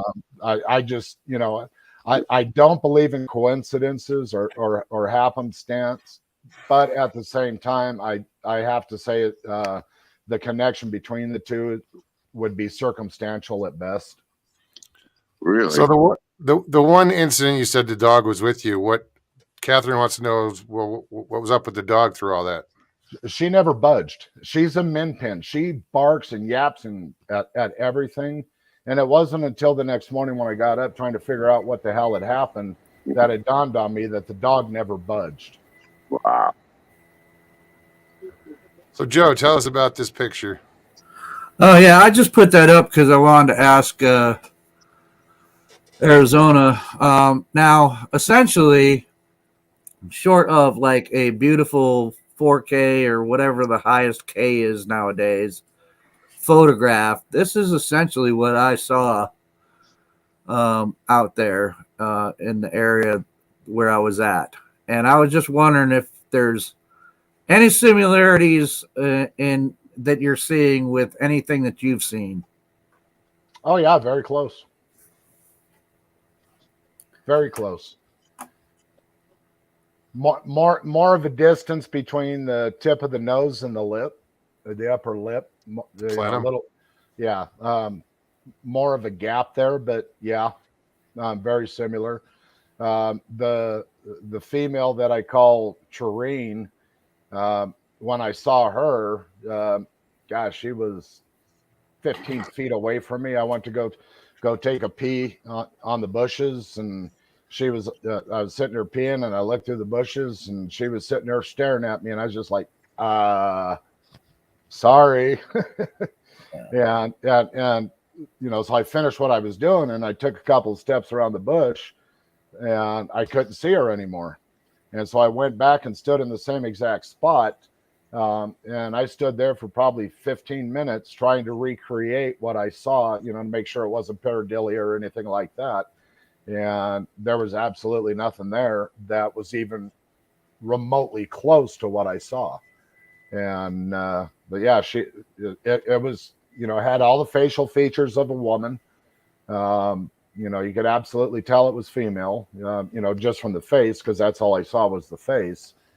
And there's nothing else it could have been. But yeah, real similar to that. Yeah, well, the thing that struck me and really still stands out to me, and I think my friend Jen did a great job at this just from my description and a crude sketch. I mean, she did a really good job, and it shows you essentially what I saw, and she came really close, and she did it really well with the upper, that brow ridge on this thing. And that's how I knew. I'm like, I'm not looking at a Homo sapien here. Other than the fact I don't know any 7.5 feet tall, hairy, naked people either. But the brow ridge was so pronounced. The brow ridge was so pronounced. It was like, that's why I couldn't see his eye. All his eyes were just dark, just like you see that. That's all I could see. They were so deep set because of that brow ridge. I couldn't tell what color his eyes were. They just looked black from where I was standing. And he was only about 40 feet away from me. So at the time. Yeah, that's close enough. But, and people like somebody said, looks like my ex. That's well, it looks Leslie like me from Canada. When my hair is wet and hanging down, I kind of look like that. But people, yeah, I've had that. I've gotten a lot of feedback. People are like, looks human. And I'm like, yeah, doesn't it? I mean, you could have fucking knocked me over with a stick. Because look, man, like I tell people, that's not at all what I expected for me if I was to ever see a Sasquatch, was what I saw. I thought it was going to be much more Patty, apish, more like a gorilla walking on two legs, right? And when the reality of it hit me, I was like, that doesn't really. So when people say it looks human, I'm like, yeah, I know. Why do you think I changed my null hypothesis as to what they are? Mm-hmm. Well, Where they stem from. Yep. Well, and a lot of people, they have the preconceived ideas of what they must look like, or, until you've actually, laid eyes on them and seen them for yourself. But, that's one of the reasons I coined the phrase, don't let your paradigm dictate your experience. Let your experience dictate your paradigm. Yeah. Well, like I said, if indeed he is a Sasquatch, then, wow, they're way more human looking than I would have thought. Quick question. So that drawing, is that what Jen did? Yes. So guys, Jen in chat did that picture. Good job. That's awesome. Yeah. But just look at us. I mean, go down to Australia and the Aborigines. We all look different. They all look different. Leslie's got a question. Do you find the human-looking ones are tall and thin, not so wide and muscular? No. No, this guy was freaking huge, man. I mean, it's hard to explain how big. I mean, like I said, he was a good 18 inches taller than me, which would have put him right around 7.5 foot tall. But I mean, he must have been at least 3 foot wide across the shoulders. And I know people have often said how thick they are from front to back. Well, I never saw him from, that side. It was pretty much direct on, but I mean, he was massive, man. I mean, massive. The arms were massive. Mostly I was concentrated on his face, but I mean, he was only 40 yards away from me, or 40 feet away from me, 15 yards. And so he was huge, man. He was huge. Yeah. I've never seen anything that big in my life. They get bigger.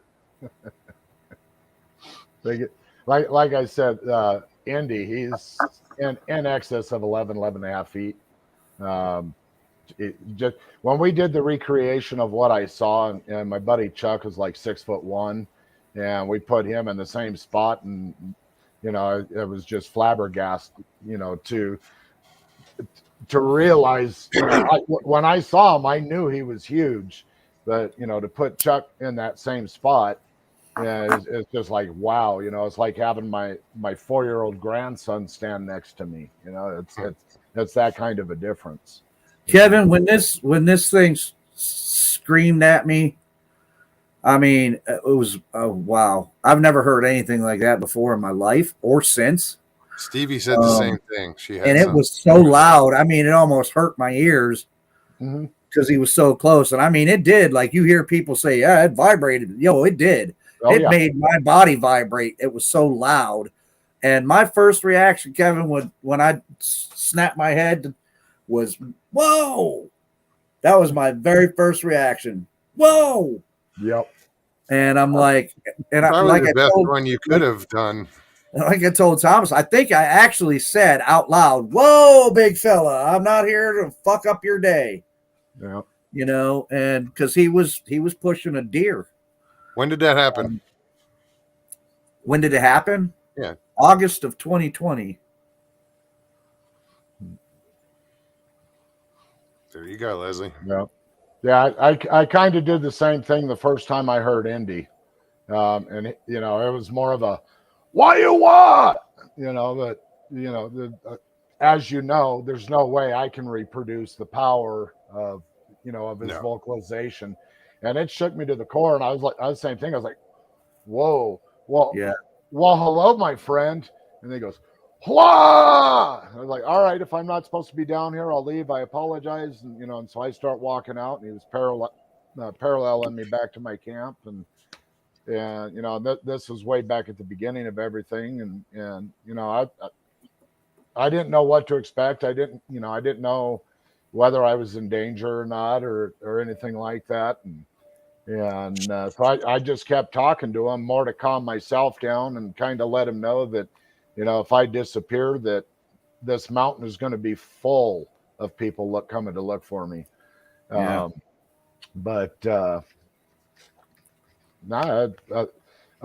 Other than just the power of the vocalization and not having, you know, that mental place to put something like that, that automatically puts the fear in us. Um, I don't think he was attempting to scare me. I think he just wanted to know what I was doing, where I was at, Oh, and this let me, sounded like just frustration to me, I'll tell you. let, Because let I'll tell you the truth, this is how clueless most people are. After that deer jumped in front of me and scared the living shit out of me first because I wasn't expecting it. And I know I looked right at that deer. I looked right at it and didn't see it laying there. And once that happened and it ran off, um, I think it was just a scream of frustration that here I come stumbling through and screwing up this hunt. And, the thing is if he had not screamed at all, if he hadn't made a noise after that deer had jumped, I would have never known he was there at all. He could have just simply hid from me. Mhm. I don't know why he didn't, other than he must have been frustrated And let you know it. Yep, and let me know it. Yeah.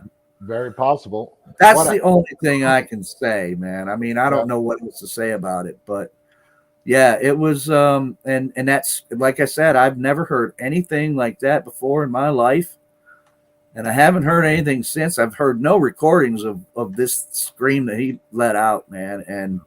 But I'll tell you this, I tell people this, out of everything that people are recording out there, if I ever hear this particular sound again, I'll know it's a fucking Sasquatch. I won't have to guess. yep. Leslie asked, "Do we seriously really want to know the truth?" Yes, I do. That's I do. that's why I'm out there. But Absolutely, I do. but the thing is I want to learn the truth from them. You know, that's why I'm out doing what I'm doing. I'm not out trying to prove anything. I'm not trying to make a name for myself. I share my experiences on my YouTube channel and my thoughts and ideas, but I'm out there to learn who and what they are from them, and I'm having a good time at it. But the one thing I was wanting to tell you, about the sound of, it sounded like he was frustrated. I was at Squatch Camp, and 2, 3 years ago, had one come up and just literally shake the shit out of my tent. And 2, 3 o'clock in the morning. Well, with my PTSD, I sat straight up and I was like, dude! And all I heard was this, oh, and I could hear him walking away. I was like, you don't have to leave. But, it was like he was disappointed. I was like, you can't wake me up like that, and, I found it to be a little humorous, but, that's the kind of, it was like, oh, I made him mad. Darn it, and he left. Um, Yeah. but yeah, I mean, I thought my tent was coming down. He literally shook the shit out of it, and I sat straight up, combat mode. Ah,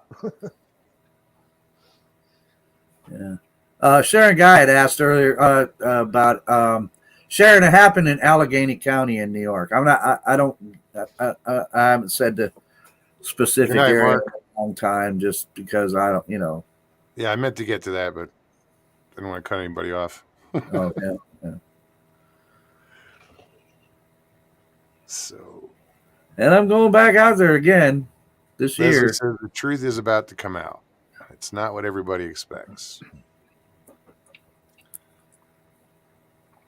nope.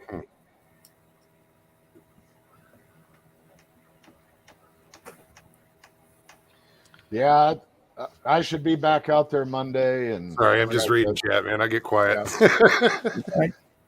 My plans are probably Monday. I'm going back out for a few more days and come home for a couple days, and then out for 4, 5, 6 more days. And Very cool. and then after that, it's time to get busy. Start planning my 10-day, 14-day trips.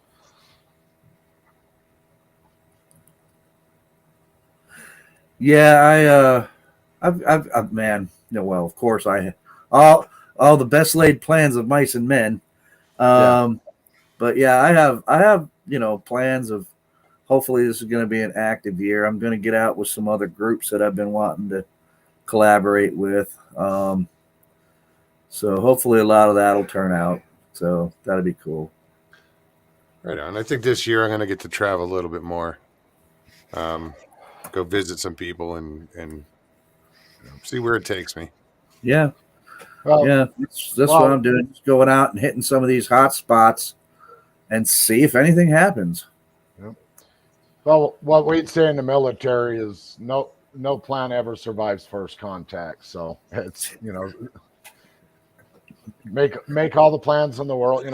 Like last year, I had the goal of 200 days out and ended up the house that I'd been renting for 11 years. The owner sold it and had to move. Just a whole bunch of other shit went down. And so I didn't get out a lot last year. I did get out. I don't know. I probably only got out about 500 hours last year only. But that's a lot of hours. Yeah. that's that. Hey, you figure 5 days out, that's over 100 hours. So. Yeah, I'm like a lot of us poor slobs. We Work for a living. I have work I got to do 6 days a week. So, Always something that gets in the way, right? Yeah. That shit gets in the way. Yeah. So. Yeah. My biggest thing that gets in my way is my kids and grandkids and the birthday parties. I've got 14 grandkids and 4 kids. And, there's a lot of birthday parties that go on, and that takes precedence over anything else. And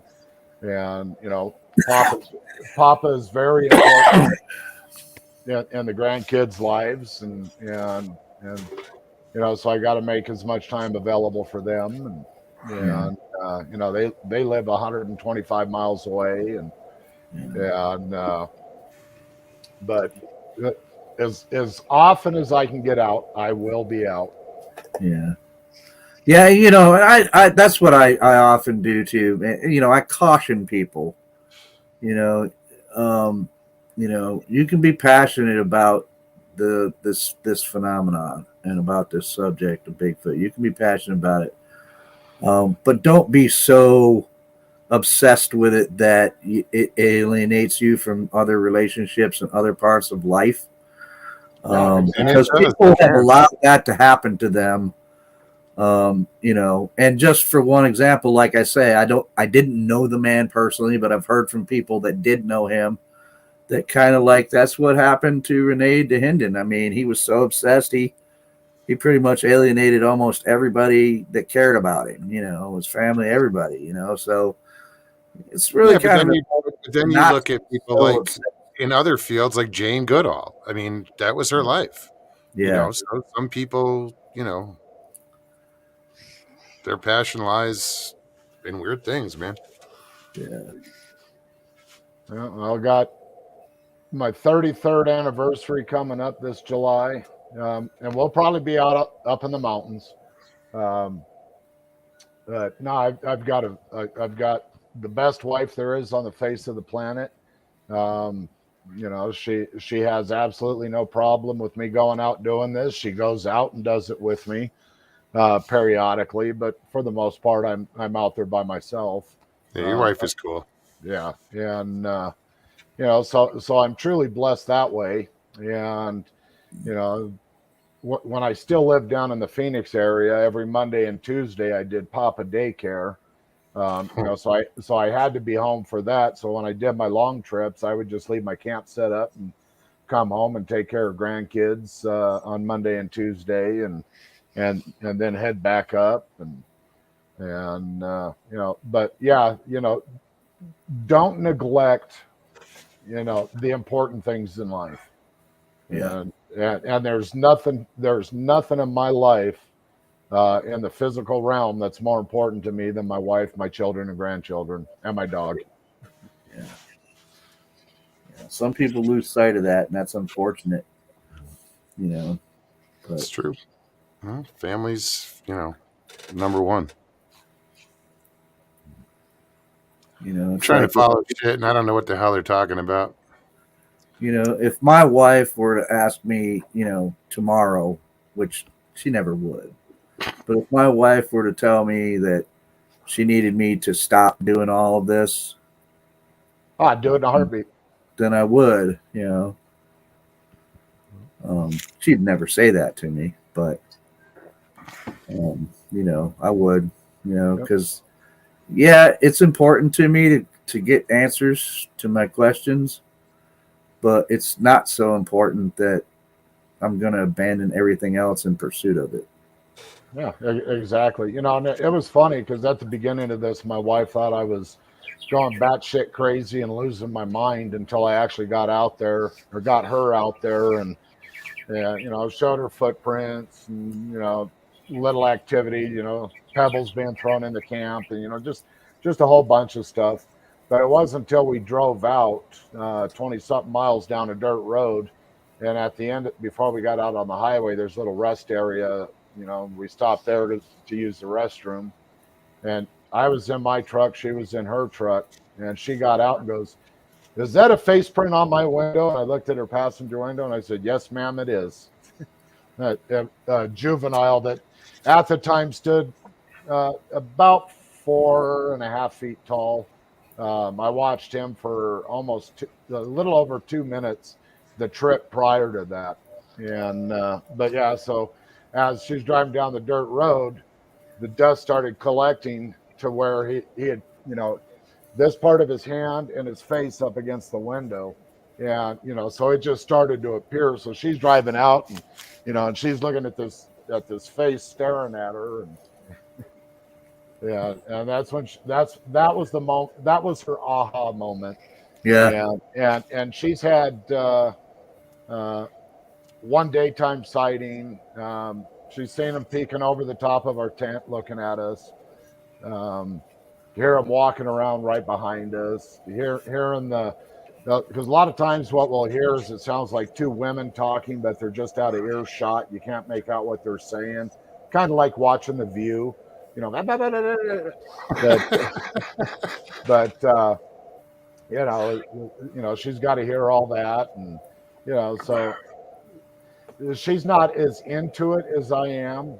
She finds it interesting, but you know, she doesn't want to go spend the time out there that I spend out there. And Well, it's good that you both have wives that support you in this, you know, because hey, it is an odd subject, you know, uh-huh. and Yeah. normal people look at us like we're crazy to believe in whatever we believe, you know, like in this Yeah. subject. So to have someone that supports you as much as, you know, your wives do, that's awesome. Yeah. Well, what I'm, other I'm just, what I'm just, go what ahead. other people think about my experiences and things that that you know have absolutely happened. I mean, if this stuff wasn't happening, I wouldn't have over 8,000 hours and almost 5 years out in the middle of nowhere. I got other things I could be doing. I got a beautiful wife. I got great grandkids and great kids, and and good friends. You know, and there's a lot of things I could be doing, but the stuff that I'm experiencing is absolutely real. And what other people think, well, Jimmy cracked corn. I don't care. Yeah. Well, it's just, you know, when you make, you know, you claim certain things, people are going to question it. Mm-hmm. Absolutely. It's the Absolutely. nature of the beast. Yep, and Absolutely. and I tell them, come out with me. Come spend a week out with me. Come spend a week out with me. Yeah.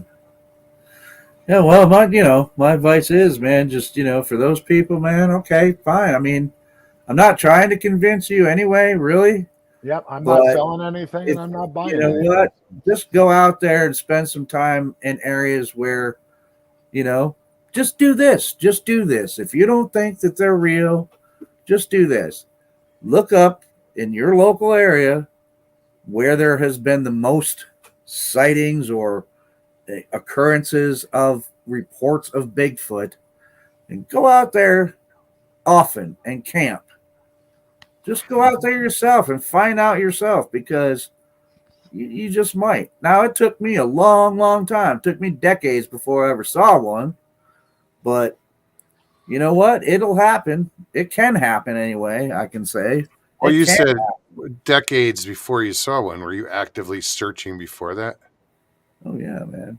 Yeah, I've been looking ever since I was 14 years old. And I've seen a lot of things that's kept me going. That's the thing. That's the reason why I'm still doing it. Well, now I'm doing it because fuck, now I know absolutely for sure that I haven't been chasing shadows and just stories, you know.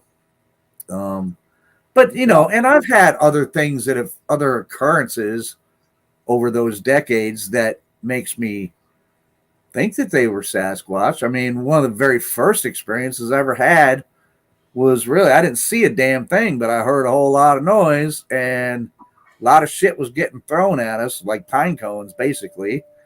And there was something shaking this tree, man, and it was a good sized pine tree, and it was grunting or barking or whatever kind of noise. And yeah, people say, well, that could have been a bear. Yeah, you're right. It could have been a bear. But if it was a bear, what was all the other two things that were making noises around it as well? Yeah. Black bears don't usually travel in groups, So, I mean, that was one of the first things. Do I think those are Sasquatch? Yeah, I think so. Can I be absolutely 100% say they were absolutely Sasquatch? No, because I didn't see them. But it was definitely not something that I was used to ever have happening when I was in the forest. Sure. Well, that weird that whistles and vocals that I can't attribute to any other animal. And so, but yeah, I mean, Well, that was the same go. with my first encounter when I was with the Boy Scouts. It was like I was 13 years old, and having this rock that was thrown at our camp. A hippie the opposite side of the tree that I was leaning against, and we could hear this thing flying through the air. Without going into the whole story. But throughout the night, we hear the big, heavy bipedal steps, and and then finally we heard a tree get snapped. And this tree was 6-inch diameter, 7-inch diameter, at about 10-foot level. It got literally just snapped, and the scout leader fired a shot in the air, and could hear what sounded like an elephant running through the woods, and it got a little ways away and let out this ah. Can I tell you what it was? No, but I can tell you what it wasn't. It wasn't a bear. It wasn't an elk. It wasn't a deer. It wasn't a cougar. It wasn't a raccoon. It wasn't a hippopotamus. It wasn't a giraffe. I can tell you what it wasn't. I just could never say what it was. Now I know beyond a shadow of a doubt what it was, because this happened literally about 2 miles as the crow flies away from my primary research area. And so not only do I know what it was, but I have a damn good idea of who it was, which one of them it was. But when it seems so fantastical, that this stuff can happen, but when it happens to you, and the legend and myth all of a sudden slaps you upside the head, and now you're facing this reality. You just start asking the questions. How do I process this? What do I do with it? And for the most part, most people, I'm not going back into the woods, or I'm never going hunting again, and I completely understand that. And what my personality is and who I am. I want answers. I've known since I was a child that the governments lie to us. I figured that out in like third grade when, Christopher Columbus discovered America. And I was like, I got a question. And they're like, what's that? Well, weren't the Indians living here? Yeah. Well, then they didn't discover America, So No, they discovered the New World. Yeah. But when I was a kid, that's what we were taught, is that Christopher Columbus discovered America. It wasn't he found the New World or anything like. Yeah, so and that theory's been blown to hell. Yeah, kind of find out he never even saw the American continent. So no, he was West Indies.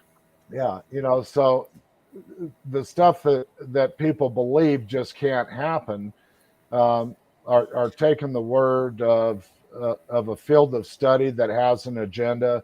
They're taking it from, uh, government sources that, no, everybody says, I don't trust the government. But when the government says there's no such thing as UFOs and there's no such thing as Bigfoot, oh, okay. It eludes me that people are that way, but that's just the way they are. And and that's fine. Jimmy crack corn, I don't care. I know what's real. And like I said, I routinely experience the impossible. And if What's I the end want, game for you, though? I mean, where do you stop? I don't know. Maybe someday, I will know. Um, but at this point in time, all I'm seeking is knowledge, and I'm seeking it from them, and nowhere else. There's things, there's people in the field that has got me to the point where I am. I'll throw a shout out to Mark Abel from Colorado Bigfoot. When I first got into this, and his was one of the first YouTube channels I started watching, I'm like, this guy's a crack job. Everything he's looking at is a Bigfoot structure. And then once I got out there and actually found the structures, I was like, okay. And so now I can tell the difference between, when they're building structures and what's windfall and what's tree rot and what's snow load. And Sure. there's a big difference between all of those. And so Mark Abel was very instrumental into where I am today. But I have far superseded going out looking for structures. I find them, I'm like, wow, that's cool how they do that. But same thing with footprints. I can find footprints pretty much anytime I want. I've done it on multiple occasions for people, and I'm just not impressed with them anymore. I mean, other than the size of them. This last trip, I went out looking for one because my neighbor was supposed to come up there, and he was kind of curious, and I was like, well, I'm gonna go find a footprint, and sure shit, we found one um, just the other side of the 2-track road from our camp, and it was 9.5 inches across at the toes and 20 inches in length. Yeah. That's a 10-footer. Yeah, here you don't find many. I mean, it's just not conducive here. Most of the areas here. Oh, it's the same here. Print. The substrate is brutal to try and find footprints, but at the same time, you can find them, and a lot of times what I find is I'll see the impressions, in the pine needles, and not anything deep, just because I've done a lot of tracking in life, and so it's what we call spore. There's a disturbance, and because of isostatic rebound, that's the ground, the leaf litter and all that stuff, it comes back to its normal position. Yeah, especially when you got a thick carpet of pine needles. Trust me, up here you step and it'll spring back after a while. Yeah, but you press down, you press down in that spot, and you can feel the heel strike, and you can feel that mid dorsal break, and you can feel the toe marks. So it's. I'm not going to say I can go out there every single day and find tracks every day, but every time I've gone out looking for them, I found them. But with the things that I have going on, I'm just not interested in the tracks anymore. I'm not interested in the structures. What do they mean? They do what they do when they do it, and whatever the purpose is that they're doing it, and I'm okay with that. I don't care why they're doing it. I know they are, that they are doing it. What I want to know is,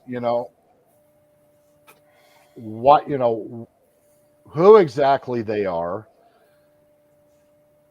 what it, I kind of have a real good idea of why they really don't want anything to do with us.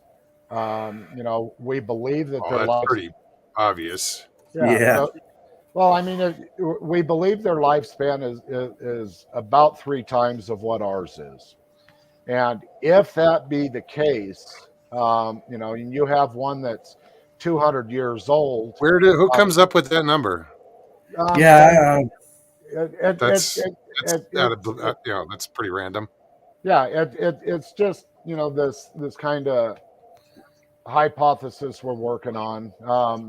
You know, we've been told how old one of them is when he died, and that was Indy, and what we were told was he was 225 years old.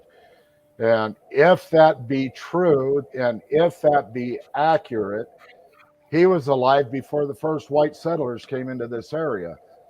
So he watched us come in, he watched us destroy the forest and build highways and litter and shoot everything. And in general, we're just a bunch of assholes, and they really don't want anything to do with us, and that's it's a logical conclusion that that's why they don't want anything to do with us, is because as a race of people, all you We're got to do is assholes. look around, look what's going on around the world. We suck.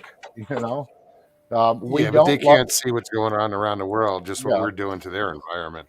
No, I'm just saying, that's all we got to do is look around the world and see how we Oh yeah, treat but each other. if They treat each other with love. They treat each other with respect and trust, and that there really is no need for possessions, and they live a very natural, loving, peaceful life, and it's just advantageous to them to stay away from us because we're assholes. yep. So we feel that's kind of the way that they look at us, and why they really don't want anything to do with us for the most part. Makes sense. yeah. But on that note, Mr. You Lee guys did a said great something. job. I just want to address this real quick because I got to jump off too. Mr. Lee, they're not monsters, man. He asked, "How do you prepare yourself to see a monster?" They're not monsters, man. It's just a species. It's just a but for species. someone who's never experienced it and does, it's a fucking You, monster. I you, suppose. I mean, to a mouse, a cat is a monster. I mean, a cat is just a cat, but to a mouse, it's a monster, I suppose. But Well, I think probably what he's getting at is, we don't have frame of reference. When we see something like that, we don't have a set file in our brain to say, okay, yeah, that fits in there, and no big deal. You see something like that, and it's like, yeah, okay, what do I do with this? yeah. And some people never get over it, and other people like myself, I jumped in head first, and I want to know more. Well, Yeah. I suppose even a chimpanzee's a monster if you got one trying to rip your face off. true. Yep. All right, All right. guys. Yep. Thanks, We've bud. been at this long enough. Yeah, Appreciate it. thanks for coming out, man. Yeah. Kevin, it was good talking to you. Thanks for sharing all that. Nice meeting you, man. Hey, you too, Joe. And you go on that thing, enjoy it, and have fun with it. Absolutely. Yep. Absolutely. And I'll get in touch with you here probably in about a week and a half, Russ. Yeah, we'll be in touch. And we'll start seeing what we can set up. Right on. All right. Guys. All right, Peace dude. out, everybody. Take care, Kevin. And Joe. Thanks again, Joe. Well, guys, thank you all for coming out tonight. I hope you had a good time. Kind of got back more into the Sasquatch thing, and we didn't talk about fishing. Or I think it was mentioned, probably. Yeah, if you guys enjoyed, I saw some new people here tonight. If you enjoyed it, subscribe. Also hit that like button below. If you do subscribe, hit the notification button. This way, whenever we go live. And yeah, thanks again, everybody. Oh, if you want to contribute to the channel, the link will be in the description below, as well as on the page in the banner up above. And anybody who donates, I'm going to send a if you want to leave your address, I'll send you a bandana. If you want it customized, let me know what you want on it. Because right now I don't have any logos on it or anything, but I'm trying. It's some. All right, guys. Again, July, last week in July, I'm going to put together an outing up on the Mogan Rim. So if anybody's seriously interested, let me know. All right. All right, guys. Have a wonderful night. I'll see you guys Thursday. Yeah. All right, guys. Peace and God bless.